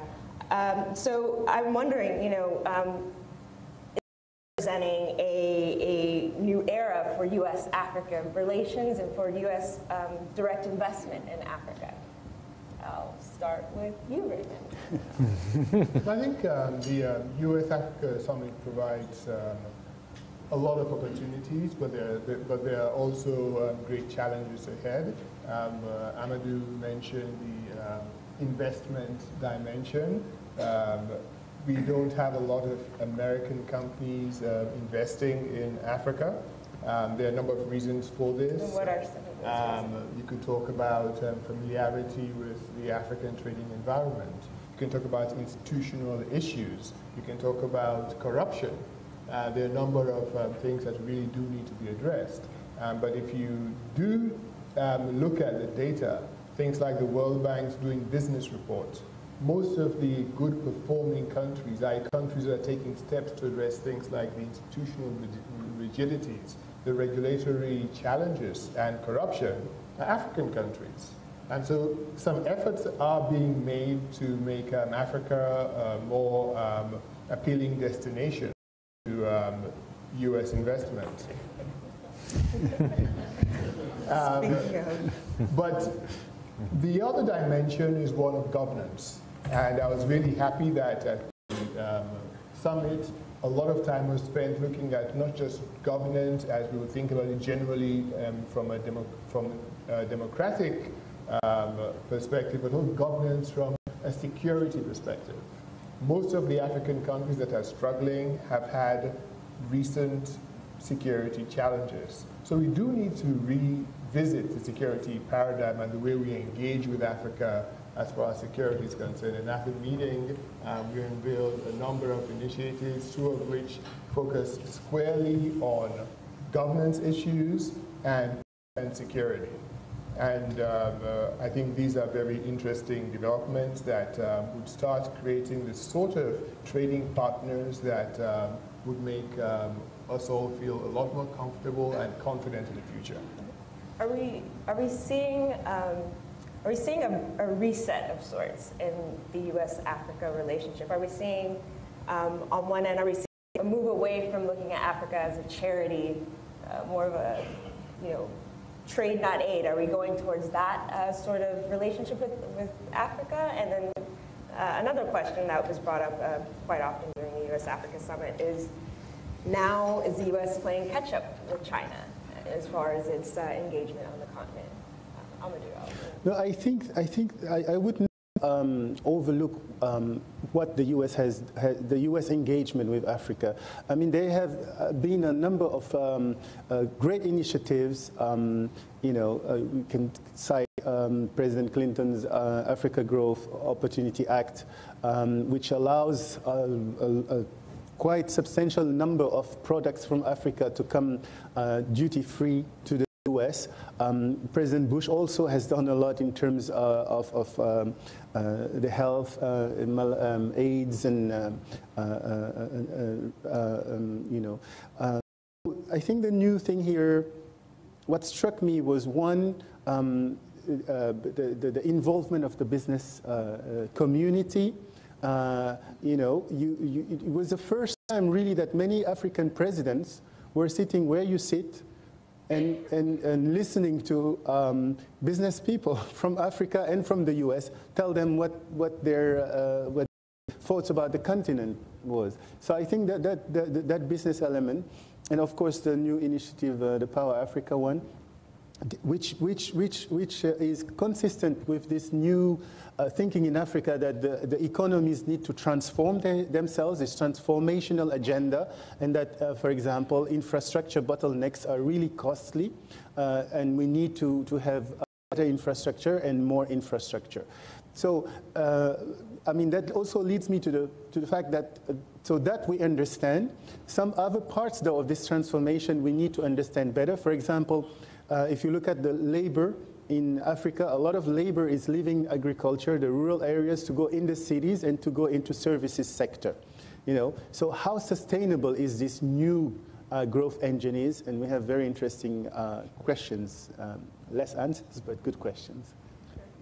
So I think that there was definitely an element of reset for the White House at the Africa Summit. So President Clinton had a trade, President Bush had the Millennium Challenge Corporation and PEPFAR, the big AIDS program. They'd really put markers down that Africa was becoming more important. And I think there were huge expectations for President Obama when he came in. His father was from Kenya. He had talked very big about putting U.S.-Africa relations on a new level. And the first term it fell completely flat. It was a total dud. He spent less than 24 hours in Africa, launched a couple of initiatives, they all fell flat. And there was a real sense that the U.S. was falling behind. African leaders felt that the U.S. was not giving them the proper respect and attention at exactly the time that the Asians were pouring in. And so the summit was really a chance for the White House to say, look, we haven't forgotten you, we're actually going to put our relations with the continent on a higher level. And what I think was really encouraging is that there were a lot of security issues discussed, but really it was business deals front and center. And we saw $17 billion in new commitments from private American companies, and we're talking about household names like Walmart, IBM, General Electric, and you even saw some really small American companies going into Africa for the first time. There's a little company in Leesburg, Virginia called Precision Auto Tune. You go and you get your car. It's like you get your oil changed, and they've just started opening in Lagos, Nigeria. So you are starting to see more business interest. The White House, I think they did a terrible job in the first term. In the second term, they've done a terrific job, and they actually brought together amazing people to sit with African leaders and African business people and actually get some deals done, which can only start to feed on itself over time, which I think is beneficial. But if I may, I mean, the first term, I don't see it really as being terrible because the U.S. had the worst financial crisis since the Great Depression. And if the global engine doesn't work, Africa would not benefit from what, from the U.S. So that's true. Now, somewhat moving on, talking again about the U.S.-Africa summit, the U.S. media, at the very least, again, this was a historic, unprecedented summit. However, what was dominating the headlines was the first question from a U.S. reporter at the conclusion of the summit was, what about Ebola? I feel like this is something that we do need to address, Ebola, this lethal disease that's been ravaging Guinea and ravaging Liberia and ravaging Sierra Leone. The largest outbreak in history was almost 5,000 deaths as of today and 13,000 cases. President Ellen Johnson Sirleaf has called this the biggest threat to national security since Liberia's civil war.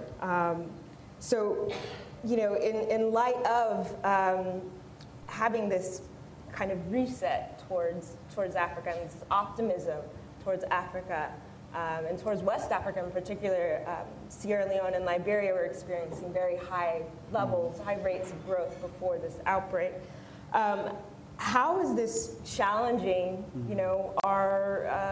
this Africa Rising theme, and especially with the optimism coming out of the Africa Summit? Does Ebola mean that with all the rates of growth and the talk about partnership and aid, where did we go wrong? Where did these countries go? Where did the international community go wrong with these countries? Want me to take that? Very important to keep in perspective. These are Ebola is devastating for those three countries.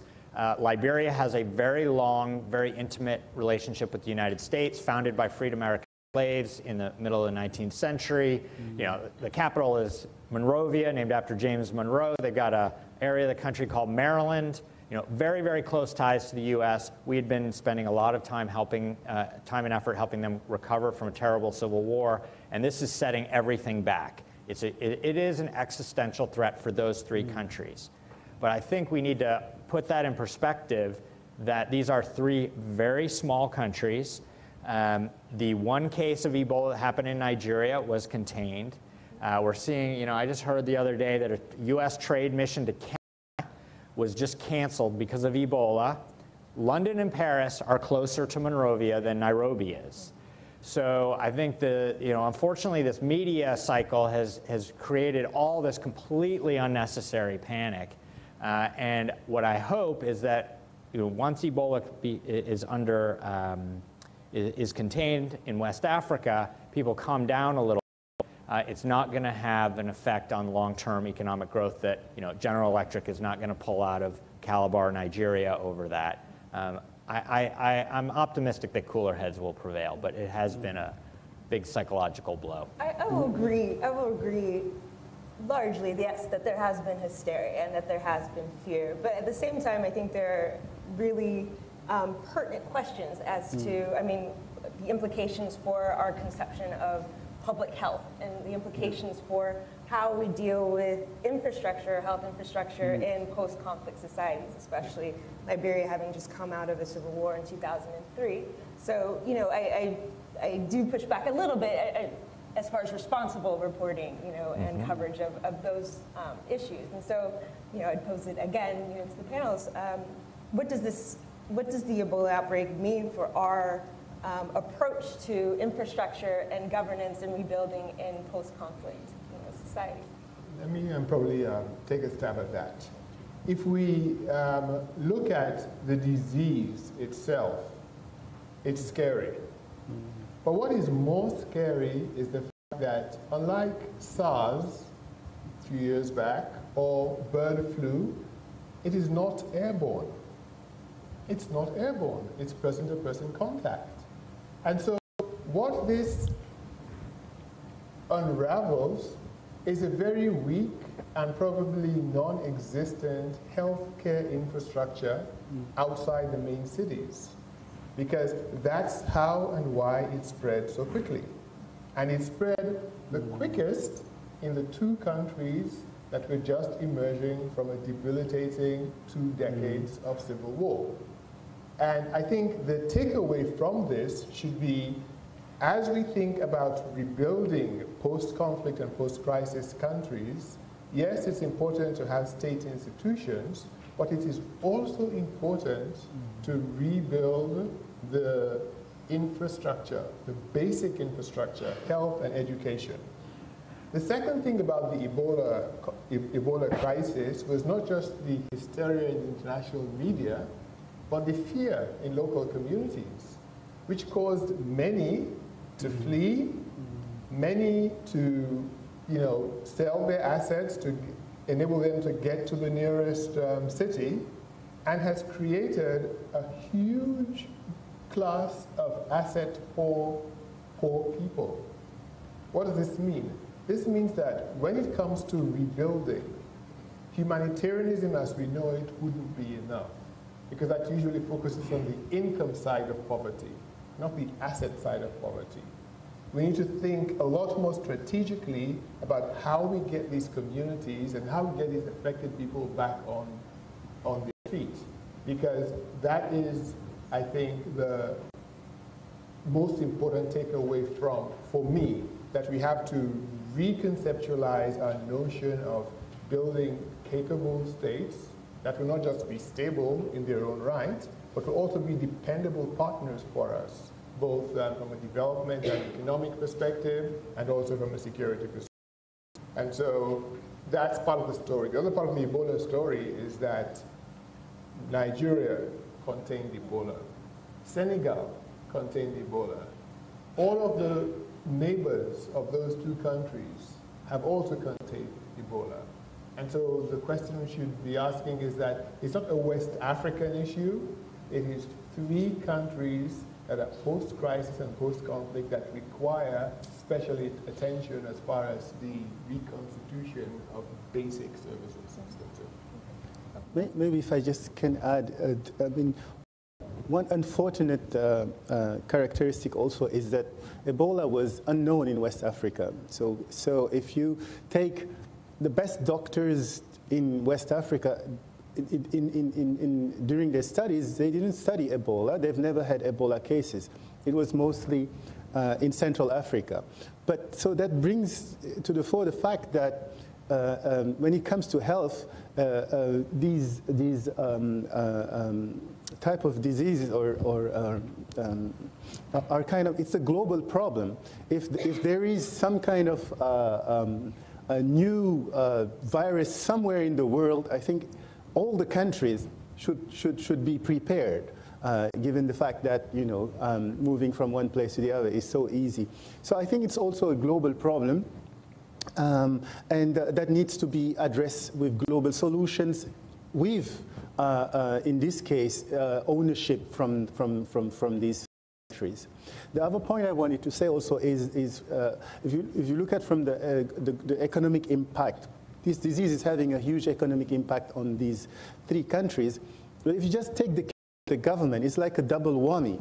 On the one hand, your health expenditures are increasing, you have this emergency, so your spending is increasing, and on the other hand, your revenues are falling down because the trade is going down, economic activity is going down.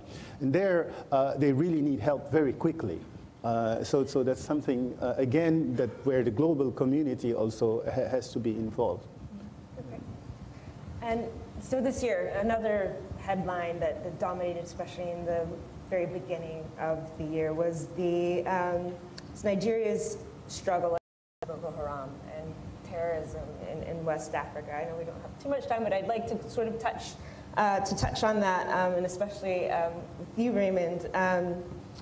So earlier in the year, the big headline story was Boko Haram kidnapped almost 300 schoolgirls in northeastern Nigeria.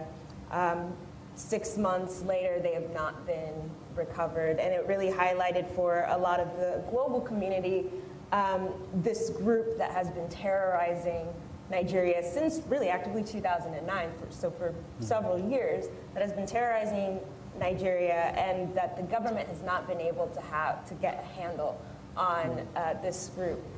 So it really put terrorism and security into the world's sort of view. So again, as far as a challenge to that Africa rising, that Africa transforming narrative, how does a group such as Boko Haram and the government's inability to somehow really actively deal with this scourge, how does that challenge our ideas of Africa transforming? The Boko Haram threat in northeastern Nigeria is definitely a serious challenge, but it is peculiar in a number of regards. The first is that it is this insidious transnational threat that seems to exist in an area that is poorly governed. And if you look across the world, there are many of these sort of areas where non-state actors could set up shop, claim territory and flout everything that is sovereign and decent. The problem the problem there then becomes, how do you address it in a region that has been marginalized by both central and state governments for a long time? And so it's very easy for them to blend in with the local communities, and then you ask yourself, what are the instruments that a government has to deal with something like this? And you come up with the answer, very few. Because the traditional instruments that the Nigerian government would have would be law enforcement. That's practically non-existent and ineffective. Then you think, what about the military? The military might be great, but they're not good at addressing insurgencies or rebel groups. They're good at fighting other armies. That's what they're trained to do. They're not trained to do that sort of warfare. You think about, okay, well then, what about the development side? That takes time, and it requires trust, which has not existed. And so we see this confluence of very, very troubling factors that make it possible for an entity like Boko Haram to exist with impunity. It then becomes, to my mind, more of a regional challenge. We need not just the Nigerian government, but we need the other neighboring governments to come together and say, we are going to deny them sanctuary, not just militarily, but diplomatically, economically, and also socio-economically, to ensure that they don't have the oxygen to breathe and to breathe. If you remember, before Boko Haram, there was Joseph Kony doing the same thing in Central Africa. Sudan. And again, Uganda. This speaks to the heart of what I call, in some of my classes, we have to reverse engineer the Westphalian concept. Because democracies as we know them across the world, and in Africa as well, are all about the viability of the nation states. And what the Treaty of Westphalia did was bring many European nations together, the states. What we have in Africa are many states that are now struggling to be nations, to be relevant to their people. That's what nationhood is about. And we, as partners of African countries, really need to think seriously about how we reconnect them. We've been overly enamored by elections. But what we really do need to do is reconstitute this relationship between those being governed and those in governing positions at national, local, and community levels. And those are the failings, I think, in northeastern Nigeria that we need to address if Boko Haram is going to be taken care of. So speaking of states and nationhood, this is a perfect segue into my next question about what will be the headlines to come, and that is the fact that some 30 African states will be facing elections between now and 2016, including Nigeria, which we just spoke about, including Burkina Faso, which has been in the news for the popular uprisings that have uprooted the longtime president of Burkina Faso. So looking ahead to 2015 and into 2016, with a lot of these nations facing very potentially contested elections, could we say that next year that we should be nervous about 2015 for Africa as a continent? Or are there trends that, are there elections that you're watching that you're particularly optimistic about?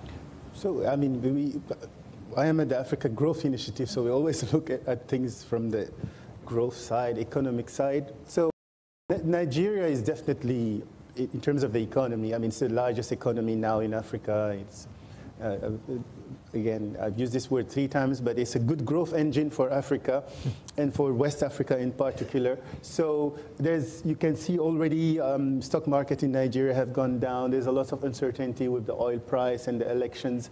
So, reducing this uncertainty with, elections that are successful would be very good for that region.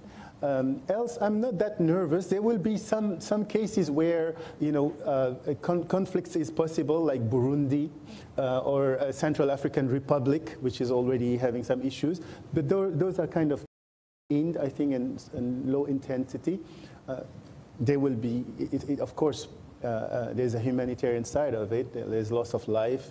There can be loss of life, so that would be sad. But yeah, but I would say, just if you look at the trend over time, Africa has democratized more. I mean, if you take like 30 years earlier, we had less successful elections.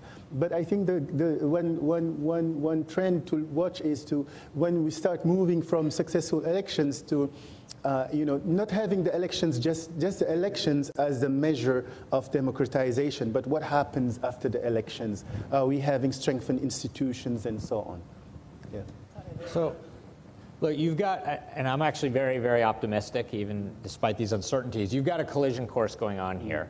You have what Raymond was talking about, which is the growth of the middle class, and middle class people do not want to be ruled by autocrats, right? They do not want to live in the old world. They want to have a new world. You're seeing in a place like Nigeria an incredible rise of civil society groups, including middle-class people who don't want the politicians stealing all the money, and a very active young social sector of young people that are saying, look, we are the new generation. We want to have a better future. That is colliding with the number of still long-time autocrats that you have in power. Compaoré was just overthrown on Friday. He'd been in power 27 years. There are actually 10 other African leaders that have been in power at least 20 years. Many of these guys are very old men. They're all men.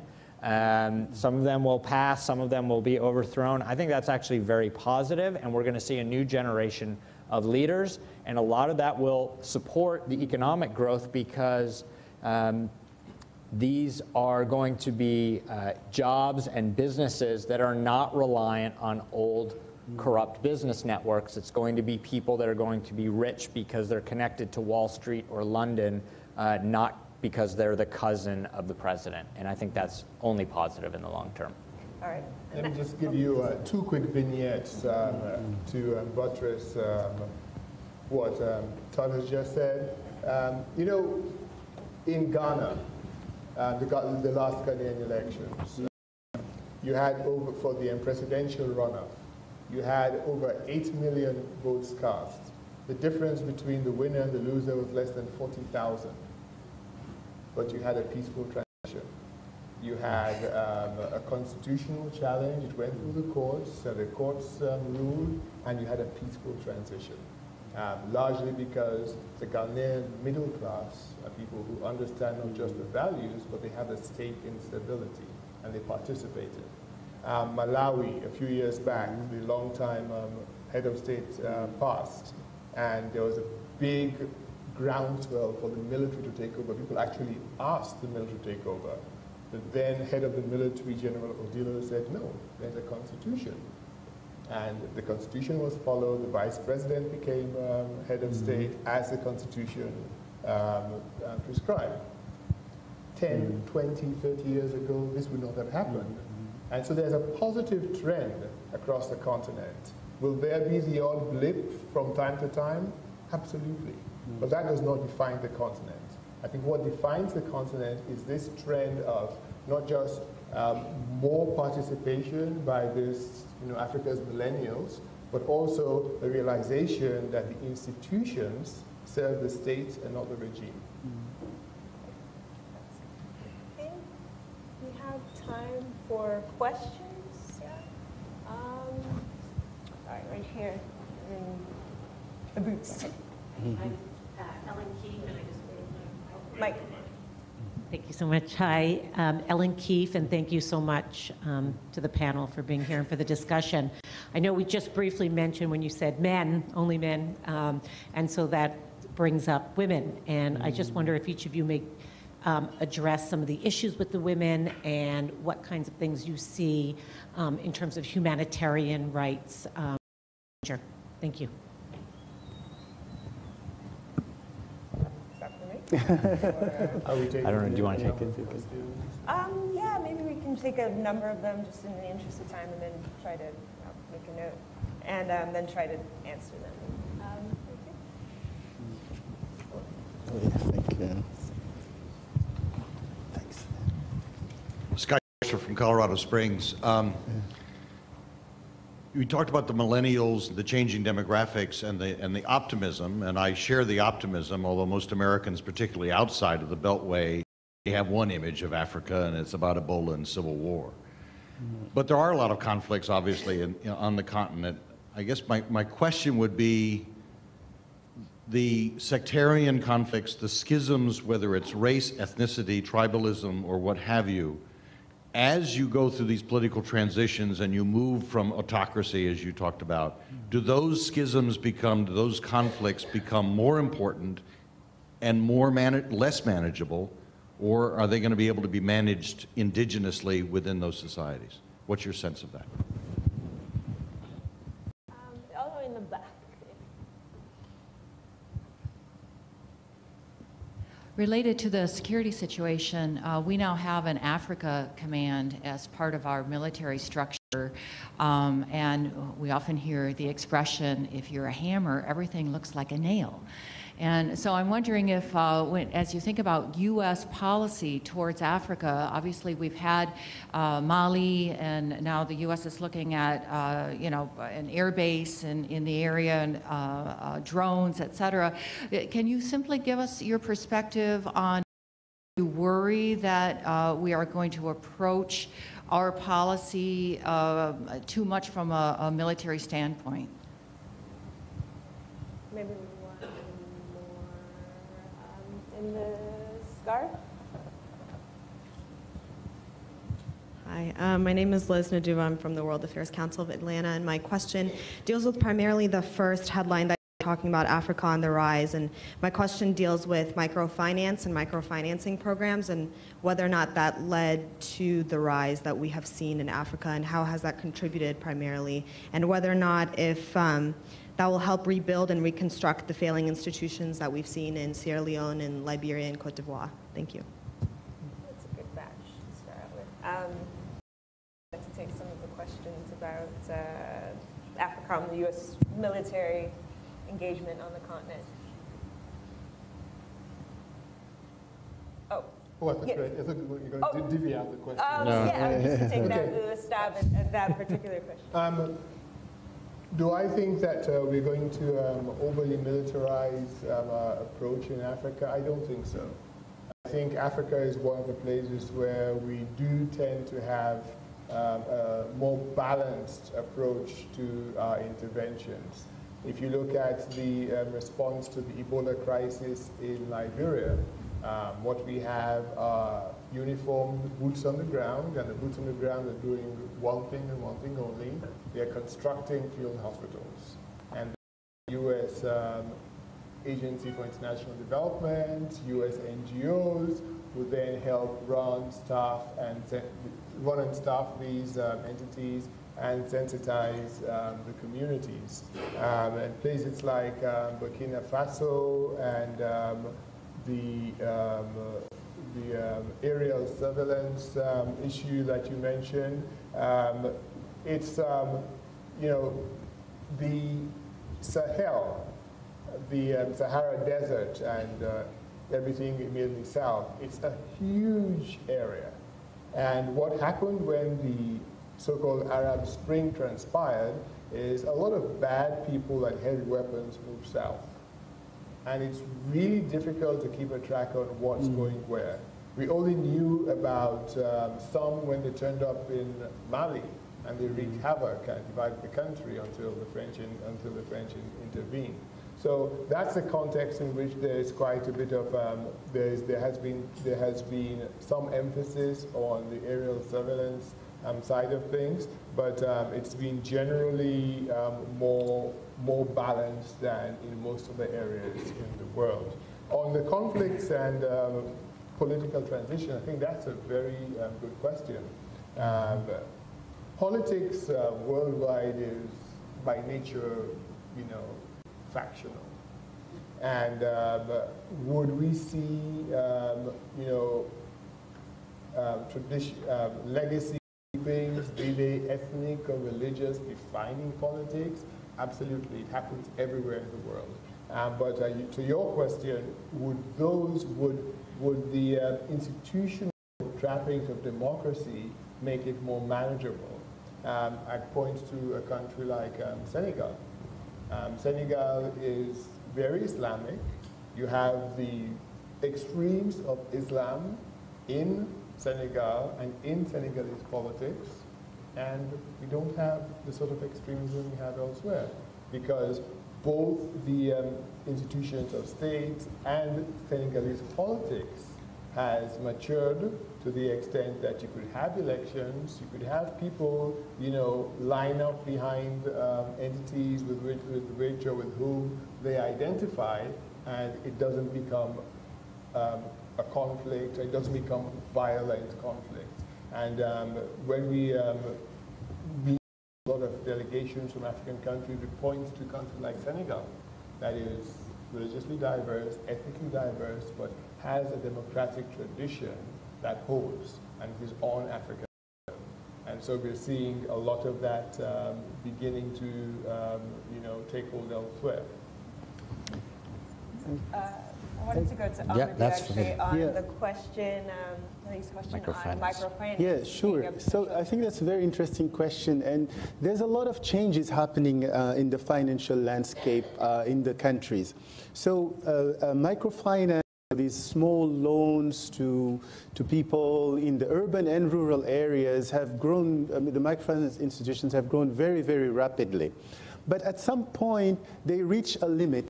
And you know, like there is this term coined the missing middle, because on one side you have the commercial banks that will only cater to the large corporations and so on, and the microfinance institution that only cater to, you know, the poorest of the poor. And you have all these entrepreneurs, these small, medium enterprises that cannot get any funding, right? So another also one. So you've seen trends, some banks, when they saw that microfinance institutions were becoming very large, like in my country, Senegal, you have very large ones. You see the headquarters, you wonder, are they really catering to the poor? It's really a successful model, but they are not banks, so they don't have access to the payment system. You cannot write a check and so on. So some banks were trying to have models where Either they take over a microfinance institution, or they open a microfinance window, or they partner with microfinance institution and refinance them. So that's happening. Another interesting issue also is the mobile payment system, where you had the microfinance, it worked well, but suddenly you have these telecom operators that can offer now these mobile payments. So you can pay your electricity account with phone, you can transfer money to your cousin at the village with your cell phone. It's working very well. And now you can even transfer money from Rwanda to Tanzania in different currencies, to Cote d'Ivoire to Senegal in the same currency. So it's working very well, and it's kind of compete, but and the microfinance institution. So a lot is happening, but this mobile payment system, and it's coming in the U.S. Sorry, I couldn't hold it.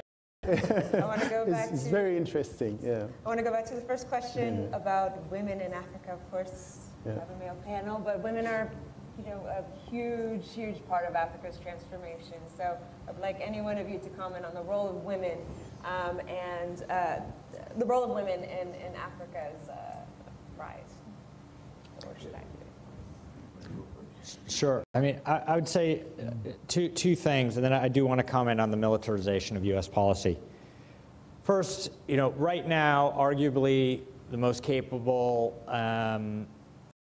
head of state, right, in Africa is Ellen Johnson Sirleaf of Liberia. I think she's been a tremendous, I know she's much more popular in Washington than in parts of Africa, but she's been a tremendous role model for people, for young women across Africa, and I think has really, seeing a very strong woman has changed perceptions of the other African leaders. We do see, just younger generations are going to be more used to seeing women in powerful positions. As we have fewer 80-plus autocrats and more young people come into positions of power, we're going to see that naturally. It will take time. For regular, average African women, what I found stunning is that when you look at the transition of the demographic transition where fertility plummets, in a country like Mexico or Iran, the average children per woman went from 5 or 6 to 2 within one generation. And we're starting to see that in some parts of Africa, but the only place left on the planet where fertility rates are over 5 or 6 is West Africa. And it's the poorest West African countries like Mali and Niger, which still have sort of 6+. And that's, it's a complex reason for that, but that's going to be something that's going to certainly hold back or delay the status change. But certainly that is one of the demographic trends that's going to make Africa better in the future as that improves. I think you have just a little bit more time. Okay. Yeah, just so I was at the State Department in 2007, 2008 when AFRICOM was created, and there was very clearly, there was a lot of concern that we were going to over-militarize. If there is Al-Qaeda in the Islamic Maghreb running around the Sahara Desert, Al-Shabaab in Somalia, Boko Haram in Nigeria, and these groups seem to be cooperating, the U.S. military is going to respond. I think we want them to respond. So we are going to see much more active counterterrorism operations in Africa. Washington Post has done a fantastic job reporting on all the forward drone bases that are being pushed out. So I think we are going to see counterterrorism. On the flip side, the U.S. government has multiple competing interests. That gets reflected in the government. We still have an interest in promoting democracy. We still have an interest in promoting development. That gets fought out within the U.S., within U.S. foreign policy. Sometimes the military is going to win. Sometimes the democracy promotion imperative is going to win. And if I can be sort of gross self-promotion, when I left state, I started writing about this, what happens after a coup when DOD fights with state about security versus democracy. I did it based on a real coup in Mauritania, and I decided it would be more fun to do it in a novel. And I wrote a thriller about a crisis manager at state working on a coup to reverse a coup in Mali during a terror threat. Happens to be for sale. I didn't know it. Happens to be for sale at the table outside. It's called the Golden Hour. Happens to be right here. Oh, there it is. Happens to be right here. However, not only can you purchase Todd's book, but you can see the extensive blogging by Amadou Sy and Raymond Gilpin as well, and Karen Attiah is all over the web for the Washington Post and other sources. Thanks very much for joining this. Thank you, panel, for a great job.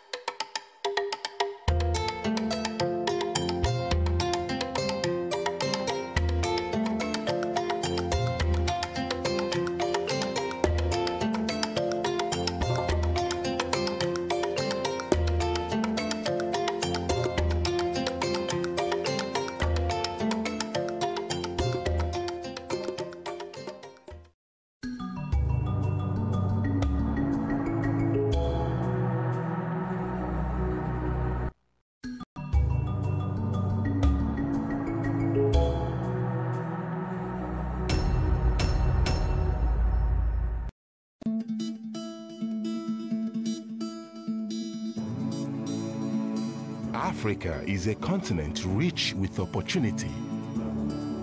And when business and communities come together, its astonishing potential is to be felt. With the Millennium Development Goals steering these partnerships, Africa's future is being rewritten with innovation, foresight, and inclusivity. Crossing the length and breadth of the continent, our journalists uncover these stories and share them with the world. Join us now for remarkable stories of partnerships across Africa, building the future and changing lives. It's Africa's time.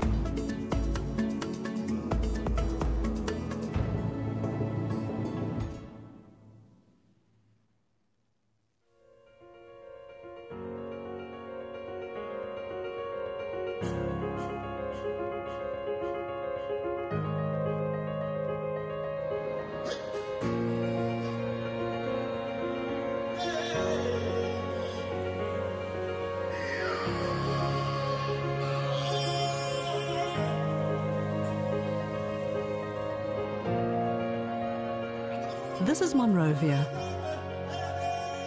It's more than 10 years since the country emerged from more than 14 years of brutal civil war. It's a city that's filled with stories, all sorts of people from all walks of life, busying themselves with the daily chores and hoping to rebuild the country beyond the telltale signs of its past.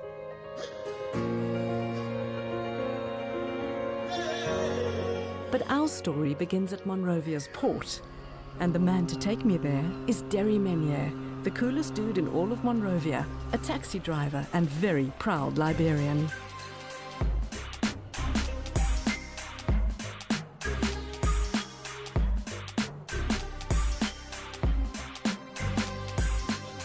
With our foreign news. And now, to end the news, a recap of the headlines. As health workers stage a go-slow, Health Minister has threatened dismissal. The Center for Transparency and Accountability. Your roads need to be fixed.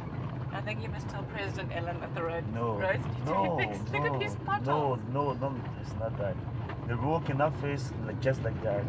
It takes time. She has a road. She faces the whole place. Jersey Road? Yeah, she faces the whole thing, or she the whole road. She faces the place. You like her? I love her. I think you love Ellen. I love Ellen for her work.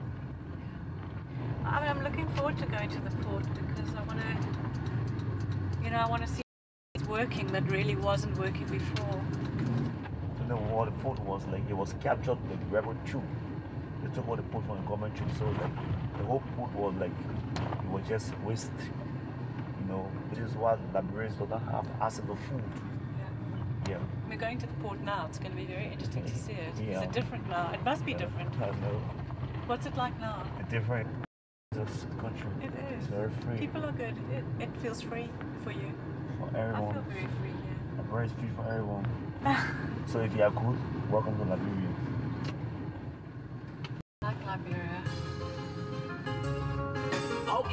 Okay. Y'all know all that long so can do this. It's Liberian music. It's Alonso. Yeah, I love his songs. Let's do it. Let's do it. Let's go. I wanna know that I'm in love with this full attitude. I was happy for making money.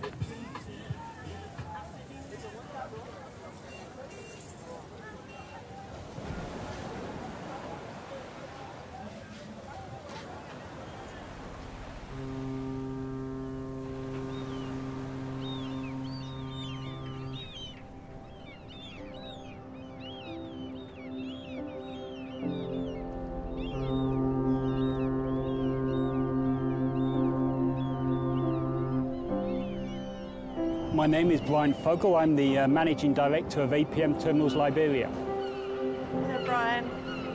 Morning, Lisa. How are you? Amazing. I'm great, thank you. It's so impressive. Wow. What's happening? It's an amazing sight. The ship has just berthed. It's just come in from Europe. We're just preparing now to start discharging the cargo.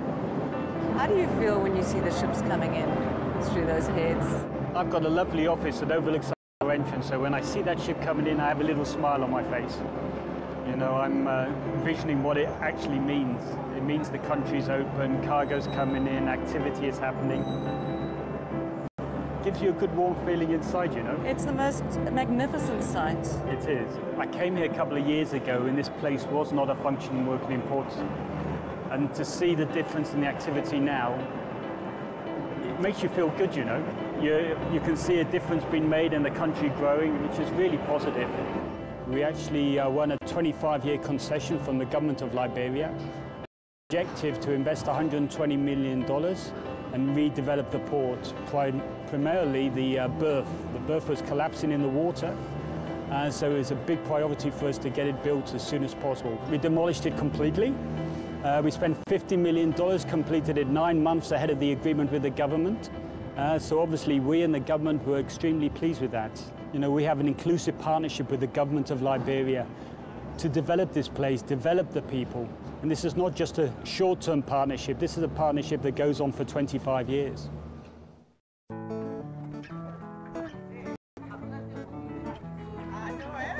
I know that. Hello. Finally. How are you? It's a great pleasure. Very nice Look at you meeting kind of walking. I know.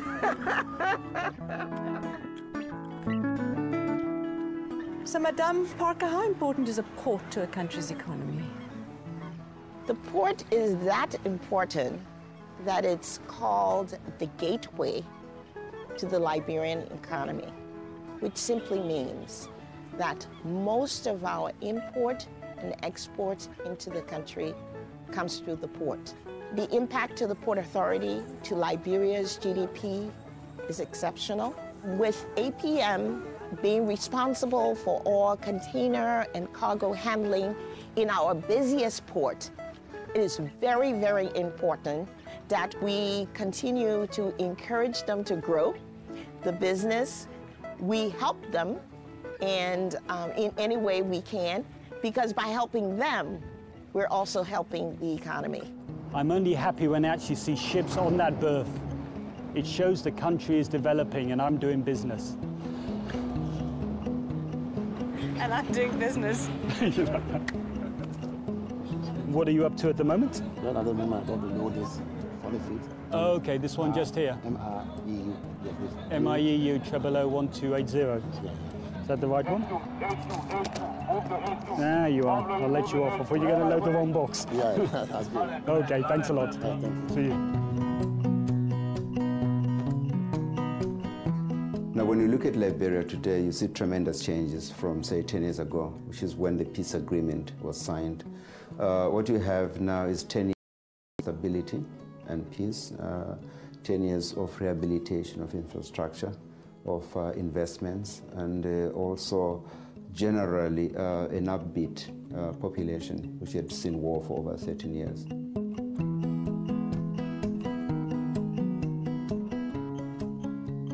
The Monrovia port is extremely important to the Liberian, both as the gateway into Liberia, but also the gateway out of Liberia for most of the businesses. So you need a functioning port. And over time, of course, the Liberian port was, like most everything else, destroyed by the war, but it's been rehabilitated now. So the fact that the port is working efficiently is in itself a sign that Liberia is on the right path, I think, for growth. And what is needed, in my mind, is just the growth has to be broadened and shared, and it's the growth that generates jobs to make an impact on the lives of people. APM terminals have been training Liberians and changing lives. Jacqueline Pay is currently the only multi-skilled heavy-duty equipment operator, and she's quite famous in these parts. Are you Jacqueline? Yes, yes. Oh, it's good to meet you. I've come a long way. Yeah, welcome. Thank you, thank you. How are you? I'm fine. I was born 1979, March the 6th. I've been a single mother for almost 9 years, taking care of my kids, making to be a good child by the grace of God.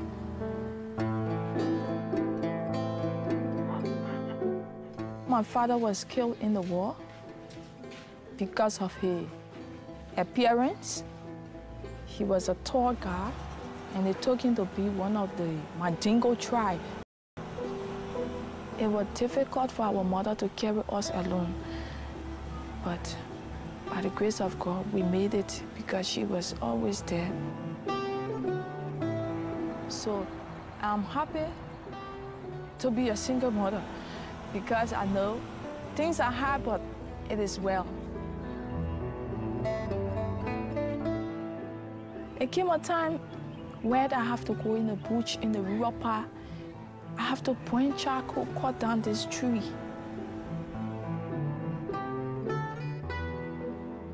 I look at myself and say, but Lord, I don't belong in the bush. I'm not better than those that are in the bush, but I don't think this bush life is good for me. And I came to town, and I started to move on, encourage myself. And today, I find myself satisfied. I know that I was a woman. I have responsibility. I need to stand for myself because my mother is old now. She don't have the time. She don't have anything. I have to stand to do something for her and for my kids. So I was forced to find myself in the field of men to do something so that I can get money fast.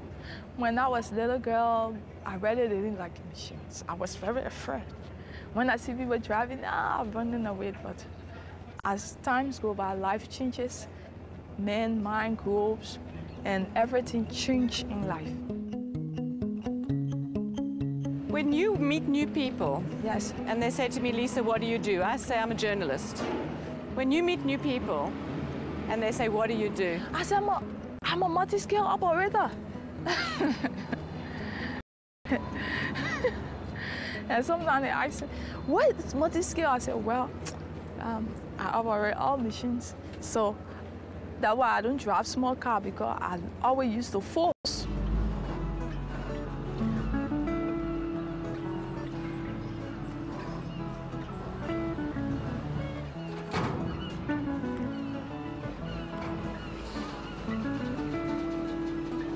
You know, I'm very happy to be with the company because Liberia is a place to find job now. It's not an easy time. So I find myself in the terminal working. I'm proud. I'm appreciative because I find myself working while other friends out there looking for a job, they cannot get it. What's this machine coming up behind you now? That machine is an anti-hindered machines. Do you drive that one? Yes. Machine? It's a very good machine. I love that machines because they pack the container perfectly.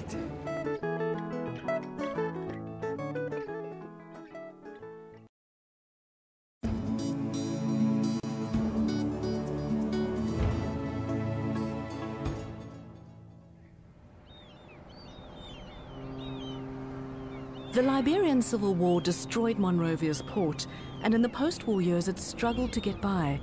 In 2010, a concession was signed with APM Terminals, and since then, things have remarkably improved. We have a number of things we have to comply with. One is to rebuild the berth, which was the big priority. Other things we have to localize as much as possible. We already have 50% of our senior management is local. Our entire workforce besides that is local. Within 2 years, we'll be up to 75% of senior management will be Liberians. We spend an enormous amount of money and time on training our workforce. So what happens after 25 years, Brian? 25 years, we give it all back, including trained people, massive infrastructure, and a working operational port. We do hope that after 25 years to stay on because of the contribution we make, but only time will tell. My name is Judu Wallo. I am the sales manager for Merck's Liberia. Anyone in the market who goes to buy bananas, the bananas come from Brazil into Liberia. How that happens, nobody cares, but it's all done behind in the shipping industry. And of course, APMT in the supply chain has a very key role to play. Okay, we're over here on the corner of Africa almost. Most of our cargo, you'll see the ship outside, that just came from here, up in Algeciras in Spain. Yeah. And then we'll start from here, come round the coast of Africa, all the way down. And we'll stop in Freetown on the way, because part of its cargo is for Freetown. Then after Freetown, it comes to Monrovia, Liberia. So you've got 25 years to make this port the shining light of West Africa. And that is our plan. That's the plan. So this map, your one, that shows the Kakata Highway. Exactly. The one we're going to go on. This is Monrovia, and this is Kakata, so this is quite a major artery for the country. Unfortunately, this is one of the few roads in Liberia that is passable, especially in the rainy season.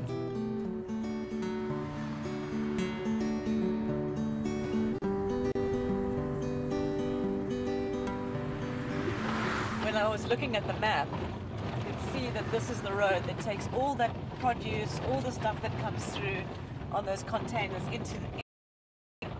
But there's a problem with the road still. It was damaged. Yeah. There's our main road. There's a main road for most of our countries. Roads that bring food, like rest, or bananas, plenty, coal on the village. There's a main road. The road been damaged for a very long time. But government's going to fix? The government already tried to fix it, and fixing it already. On this road, a huge big container is going to be going on this road. Yep. A huge truck.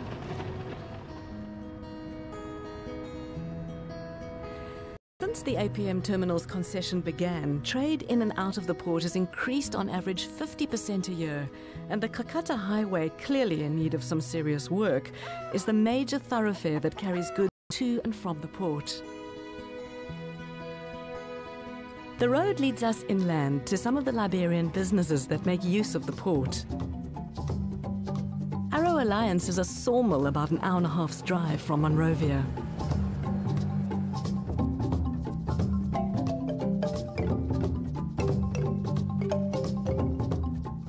So these are that basically lived their life, rubber trees. Exactly. These are trees that are no longer producing latex, so their lifetime is over.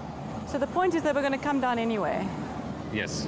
Yeah. Whether by me or someone else. Yeah. But the only difference is if it's brought down with some farmers, they are going to use them for charcoal only. So you're environmentally friendly. He's environmentally friendly. Liberia is one of a kind. It's very different from other countries. You have to be completely dependent on yourself. You do not have any governments that gave you aid or anything like that. So you are basically on your own in creating your own business. But we definitely understand at the moment the capacity of the government.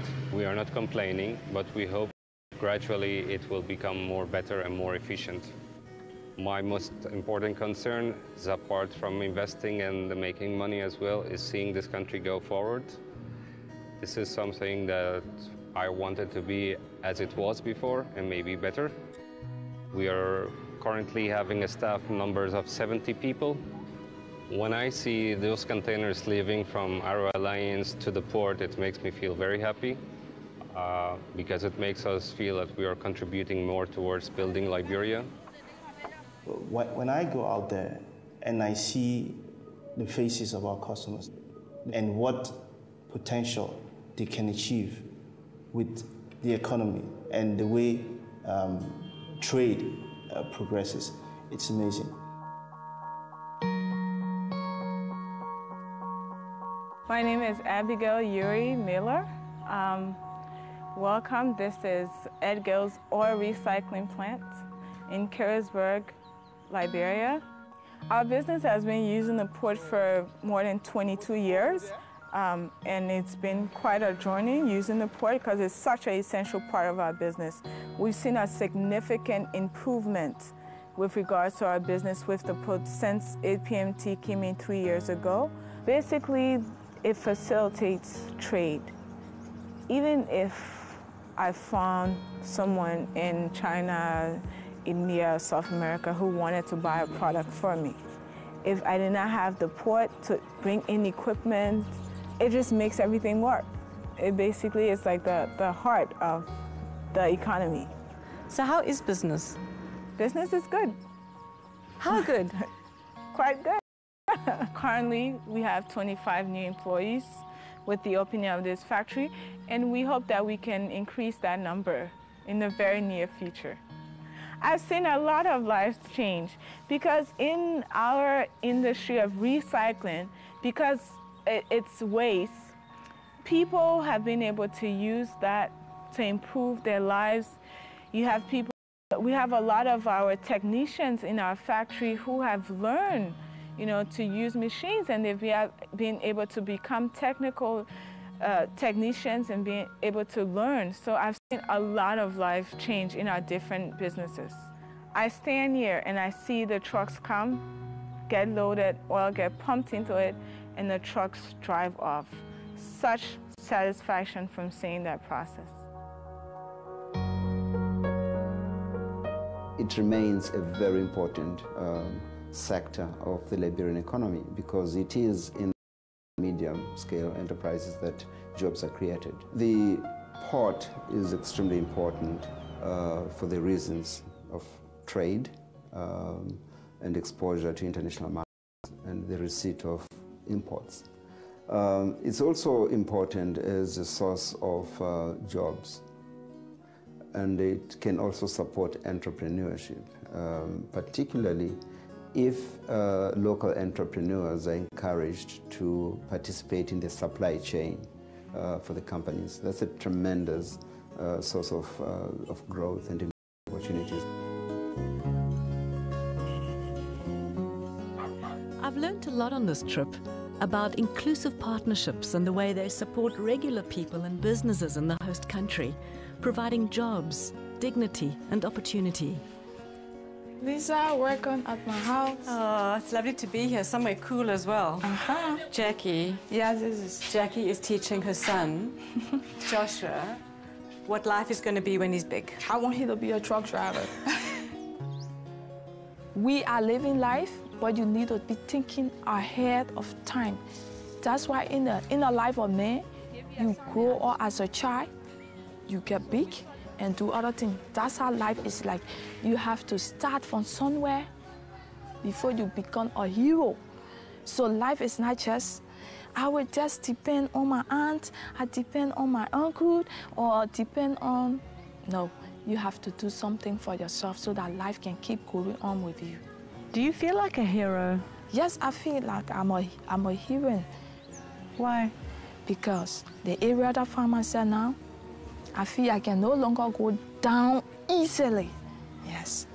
So I feel like I'm a hero.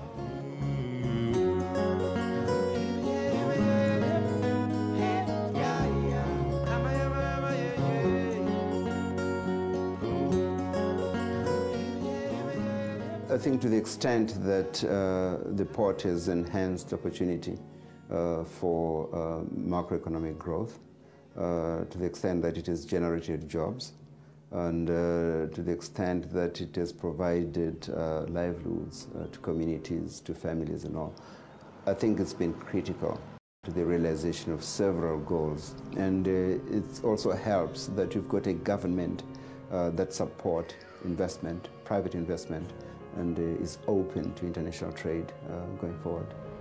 When you see people smile and the possibilities it gives people to be able to do what they want to do, it's a great feeling to be part of the people making that happen. We've already invested $120 million on different parts of the port, from equipment to training to systems. And we now plan to invest another $30 million above the concession requirements and redeveloping the landside parts of the port. But no, we make a difference. And I do 3- and 5-year assignments, and to see at the end of that period a dramatic change in the country for what our company has done is very inspiring for me.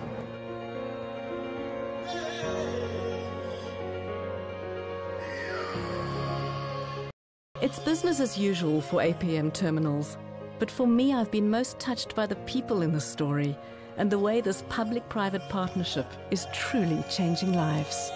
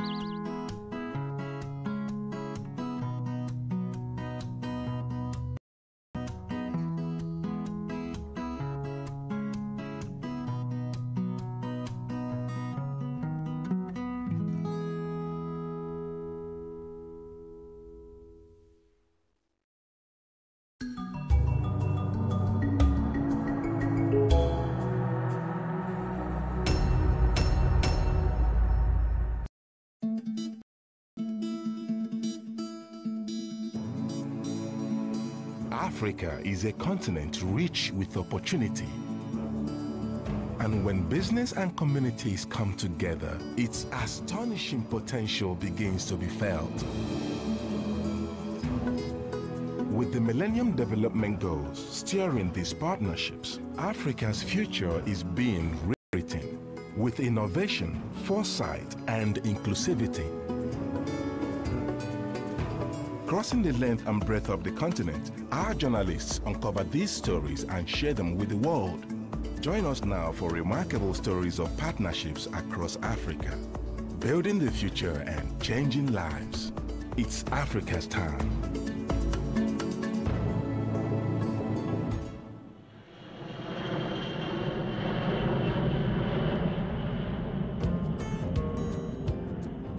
People always speak about alleviating poverty in Africa. It's a vast, magnificent continent filled with limitless potential. But you can get overwhelmed by how much needs to be done. Ladies and gentlemen, this is Captain Gomisa. We'll be landing in Nairobi shortly. Please fasten your seatbelts and prepare for landing. How do we make meaningful, sustainable change on the ground, unlocking this potential and changing lives? I've heard of a man who has come up with a plan. A social entrepreneur and inventor who has embraced the challenge and brought together local farmers, a bank, and a fantastic invention that seems to be turning things around. I had finished a PhD in engineering back in the US, and this was 1985. And I realized I was uniquely qualified to either teach or do weapons research or work for big oil. And none of that really sounded very exciting to me. I came down here for 10 months and I stayed for 18 years. And I came to look and see what could be done with technology to try to do something to help poverty. 80% of the poor in Africa are poor rural farmers, and the vast majority of them are doing rain-fed agriculture. And they all plant at the same time when it rains, they all harvest at the same time, They all try to sell into the same crowded market, all making very low margins, making enough to survive, but not enough to get out of poverty. Now, if you could switch away from rain-fed agriculture into irrigated agriculture, with irrigation you can bring out the crops throughout the year, and you can get high value for your crops because you're bringing them out in that dry season when there are no other crops on the market. So what Kickstart does is it designs and mass markets very low-cost irrigation pumps that we get into the hands of millions of small-scale farmers, enabling them now to grow high-value crops throughout the year, greatly increase their incomes, and lift themselves that first step out of poverty. I am a farmer. So we have two different kinds of pumps. Our best-selling pump is called the Moneymaker Max. You step back and forth on two treadles, and you now have two pistons and two cylinders, and you pull water up through a hose pipe out of a well, and then you push it through another hose pipe under pressure to the field.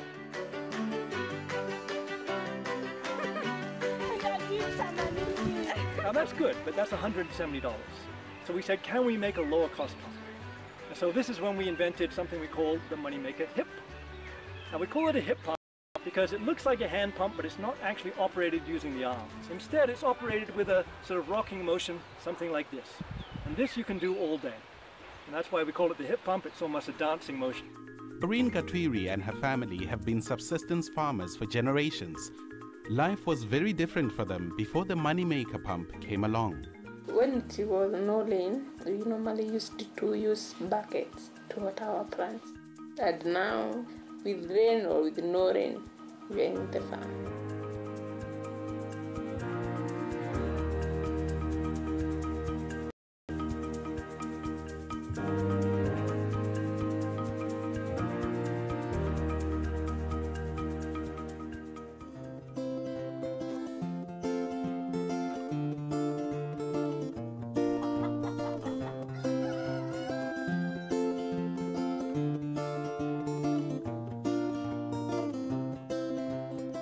It has really changed our life. We used to be a very poor people, but now we are not rich, but we can afford ourselves food, shelter. Yeah. So when the children go to school and my husband goes to the farm,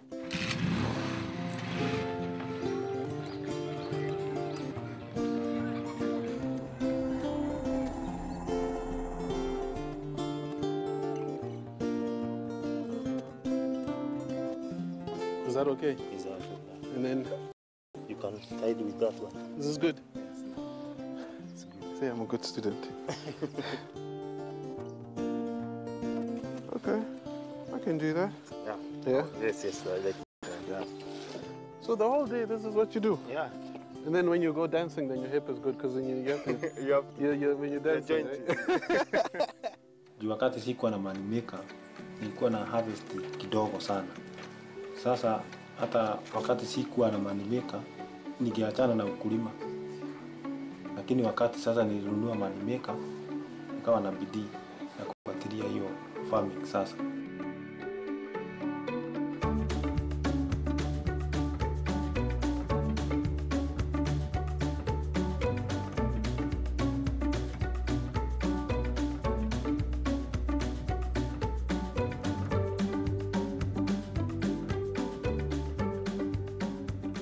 Yeah, so this building here is actually Kickstart started way back in 1991, and right here on the edge of the slum called Kariobangi. This is where we keep all our pumps and the hose pipes. They pack very, very compactly here. Right. Because shipping is a big cost. These hoses here are the outlet hoses, which is like the garden hose that goes out to the field from Right. the pump. And then as we go on through here, you'll see up above here and in front of us, these are the inlet hoses. And the inlet hoses are the ones that actually have to be a bit rigid because of the suction. And these are locally sourced. Absolutely. These are all made here in Kenya, as are all those outlet hoses as well. Kickstart distributes pumps via local hardware stores and suppliers. Although the pumps are pretty sturdy and don't require much maintenance, farmers can buy any spare parts they need at the same stores. It's all very well to have a whole lot of small innovations, great ideas, but unless we can scale them up to large scale where we're talking about millions of farmers, we're not going to solve and meet the Millennium Development Goals. In our case, of course, the poverty goal, but also the education goal. And this is precisely where the kind of finance that Citi is giving us is enabling us to scale up on a much more rapid pace.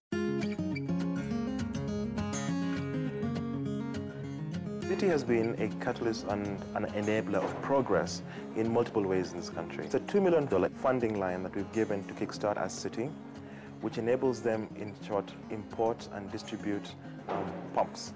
We still are a developing part of the world. If you look at the high unemployment rates, if you look at the high level of farmers on a subsistence basis, empowerment is a key focus for the bank. Empowerment is a key focus for, I believe, any industry or any financial institution. The line of credit from Citi was very, very useful in terms of allowing us to buy more pumps into our working capital. We order from our factories in China, and of course it's about a month to ship a pump from China to Africa.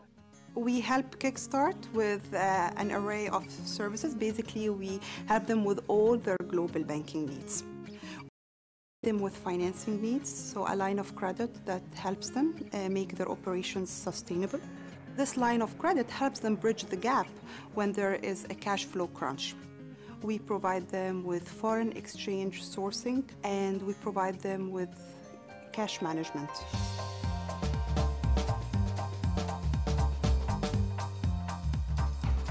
Martin, how are you? Hey, very good, Michael. Very good to see you. Thanks for coming by the office. Appreciate it. Welcome. That's the appointment. Absolutely. Can you talk about the pumps? Hey, well, here they are. We've sold over 240,000 of these, and we're selling about 20,000 of these a year right now across Africa, and over 80,000 of those have been sold here in Kenya. And so we've got, 65, 70,000 farmers actively using these pumps in Kenya, growing high-value crops throughout the year and dramatically increasing their incomes.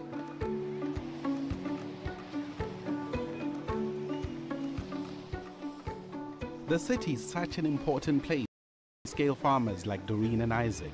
It's where all the trade and action happens and where their largest customer base lies. With Nairobi's population at over 3 million, it's a trading environment they cannot afford to ignore.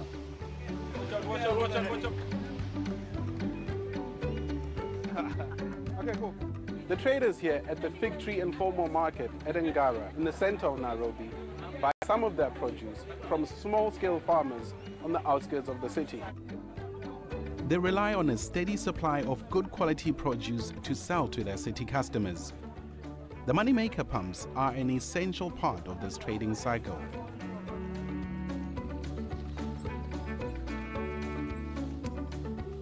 Hello, Doreen. You all right? Yeah. So what's... I'm just picking managu for my customers. And what do you use managu for? It's an vegetable. How do you cook it? Like curry. So I can't eat it like... No. No? Yeah, it's sour. I mustn't try it? Yeah, don't try it. So this is what it's about. This is the result of the moneymaker pump.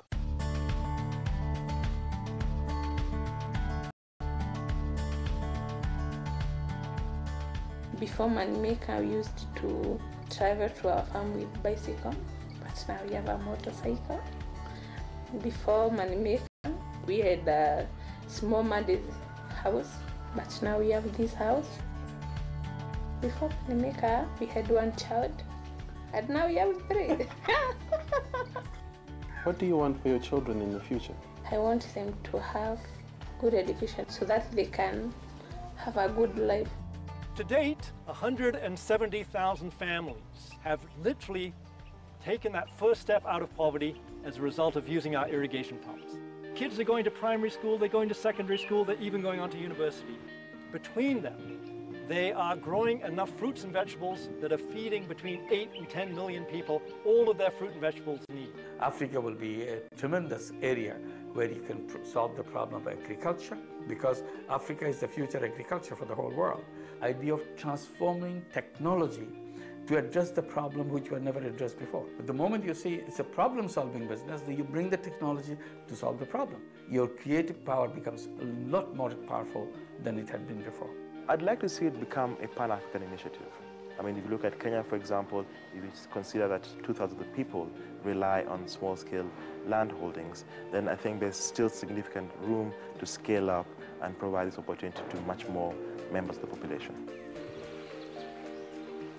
The time that I've spent here with Martin, Doreen and Isaac has left a big impression on me. It's taught me one thing for sure.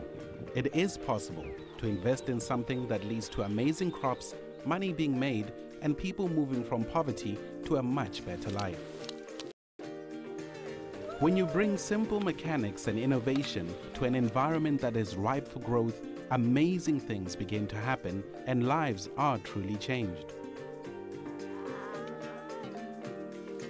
To me, it's clear how the moneymaker pumps are making a difference here. Imagine the impact if they were available across Africa and the rest of the world.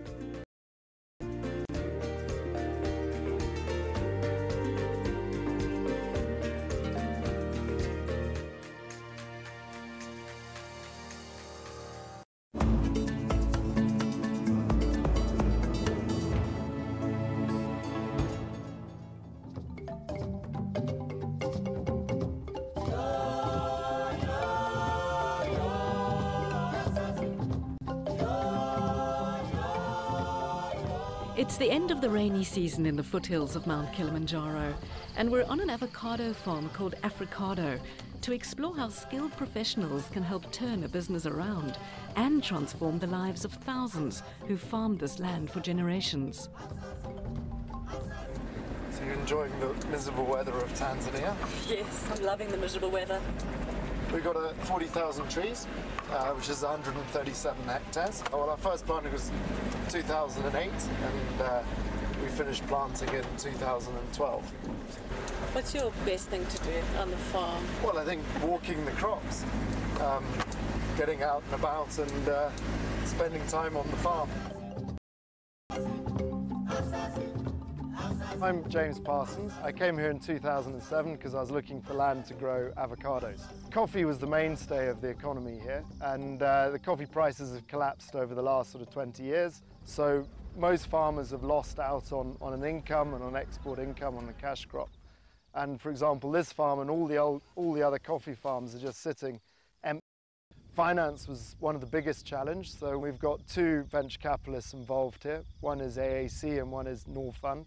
So they've backed us to develop this farm, build a pack house, and to start the outgrower scheme, because they're very much interested in social development of the area. Coffee and avocados grow in very similar climates, so this was an ideal place to come. And this coffee farm happened to be the highest yielding coffee farm in the world, so we knew it was going to grow really good avocados. The Outgrowers scheme creates a win-win scenario, dramatically increasing export fruit supply and providing local farmers with a stable income. James needed someone with experience to get it up and running, so he turned to human capital development organization AMSCO. I'm Kofi Enda, regional manager for AMSCO for East Africa. I've been running the operations in East Africa for the last 7.5 years or so. I'm originally from Ghana, originally working in banking, but I think I wanted to be more involved in something where I could see and touch what I was helping to develop, what I was helping to build. I could point at something and say, I helped develop that. The project focuses on building the capacity of African enterprises, building skills in African enterprises. But we do this in a unique way. It is not simply about training people. It's very much a hands-on capacity development project. So what we will do is that we will identify an institution that needs support, that is having a particular management or technical skills challenge.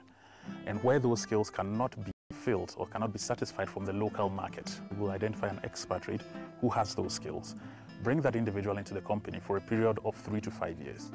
Kofi, nice to see you. Hi, Duncan. Hi, how are you? Fine, thank you. Good to see you. Good to see you. Come along in. Let's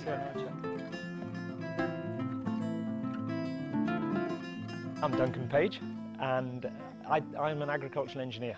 AMSCO appointed me to come and work with Africado to develop their outgrower scheme that Africado are running with their avocados. I built a pack house in the first year I was here, which is going to take the fruit from this farm and from outgrowers and then pack it, put it in cold store, put it into refrigerated containers and export it to Europe. Every white sticker you can see represents our outgrowers, where the outgrowers are located. So this is Fu with 13, shows you've got 13 farmers with 899 trees. And the rest of the stickers represent all of the farmers and the trees that we have located around the mountain. It's going very well. We've now got 2,400 farmers. Oh, that's an additional 400 from the last time we were here. That's right, yes. That's interesting. Yeah, so we're growing it and we're still pushing ahead for the 3,000. We've been working with a UNDP facility based out of Addis Ababa called the African Facility for Inclusive Markets that looks at how what support can be provided to supply chains and value chains. And one of the focus areas is the agricultural sector. We can introduce you to them and see how they can support your work further. You know, with projects of this size, when the amount of resource you put in is definitely proportional to the effect and the results that you get. And I think the more assistance we can get in that area, the better it'll be for the project.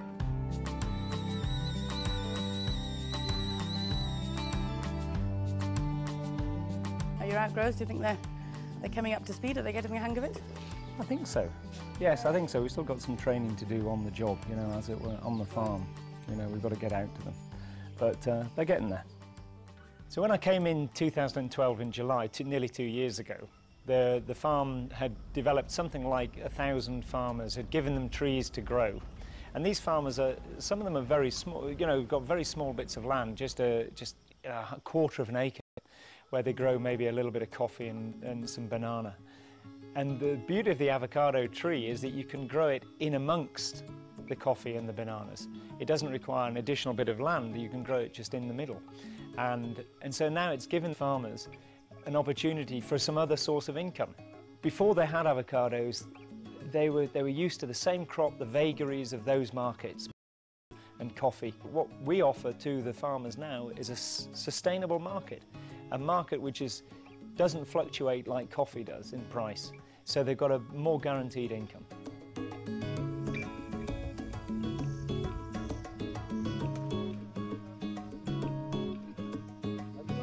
I think this is a great opportunity. When I first heard about the project, I thought this has got the makings of something very good for the community. I get a lot of pleasure out of seeing how people improve, how they can not be able to do something one day and then suddenly they do it, and they do it without any guidance. And I get such a lot of satisfaction from that when I know that I'm the one who's helped them get to that point.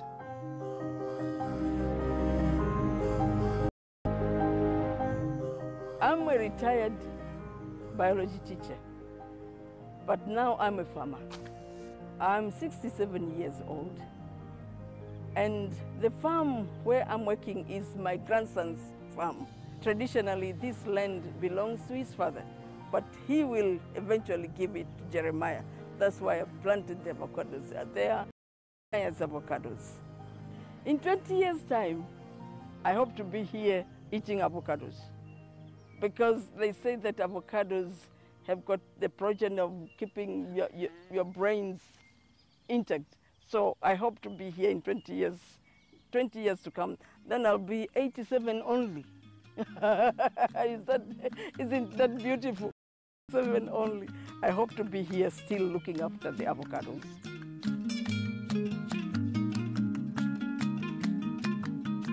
Tell us about your relationship with agriculture. Did it start when you were... Yeah, it did. I started farming when I was 6 years old. I used to go to the farm with my mother. My mother used to be a farmer. Farming is a lot of work. It needs a lot of work. You have to land and love the plants if you want to produce anything. So tell us about Africado and your relationship with them. Africado have given us the seedlings, that's one. They brought us their officers to teach us how to plant the Africado, and they were there when we did the planting. They have been teaching us that these fruits should not be treated with chemicals. If anything done to the fruits, they have to be there. She's a delightful lady, very enthusiastic about the avocados and growing them. And she's one of the ones who are Global Gap certified farmers, we hope, in the next couple of months. Agriculture can take you out of poverty if you do your part. And if you use that money wisely, you can build your house, you can take your children to school, you can even get motorized, get a tractor, small tractor. That means you can farm more land, that means you can get more crops, that means you can get more money, that means that you get better life. And I'd like that for everybody, a better life.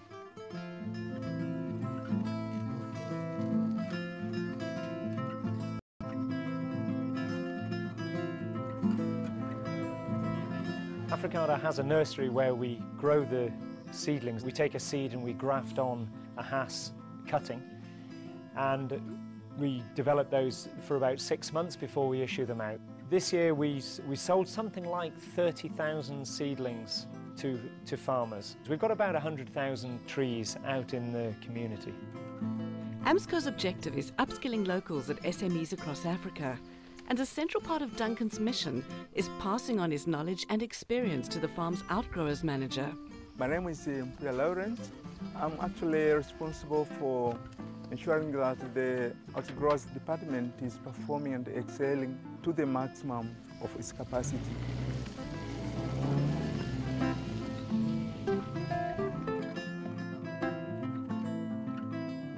Do you love what you do? Yes, I love what I'm doing because I'm very much interested in farming, and I'm really, as an agriculturist, very much skilled in agricultural issues. Tell me about Duncan. I want Duncan to be a person who is always keen in ensuring that I'm achieving my objectives. He looks after, at the moment, 5 field officers and guides them on their daily duties, where they go and which farmers they see, with the aim of training them, issuing trees, organising the harvest. All those aspects are his responsibility. Mpuya is a very professional, dedicated guy, typically Tanzanian, very polite, very gentle, and a delight to work with. He's showing all the signs that he's well capable of taking over from me. What does the word partnership mean for you? Partnership is about working together, compensating for each other's weaknesses at times, and trying to coach and lift up rather than pull. It's about working together and carrying each other along as you go. By the time Duncan exits the project, we need Mpuya to be able to manage the project himself, to be able to organise the structure, bringing in crop, payment of farmers. So Mpuya will be in a position to be able to run with the project. So you've got to work yourself out of a job. Yes, that's the definition of my success. If I can leave and it can continue as the way I've left it, then I've done the right thing. I've done the right job, yeah.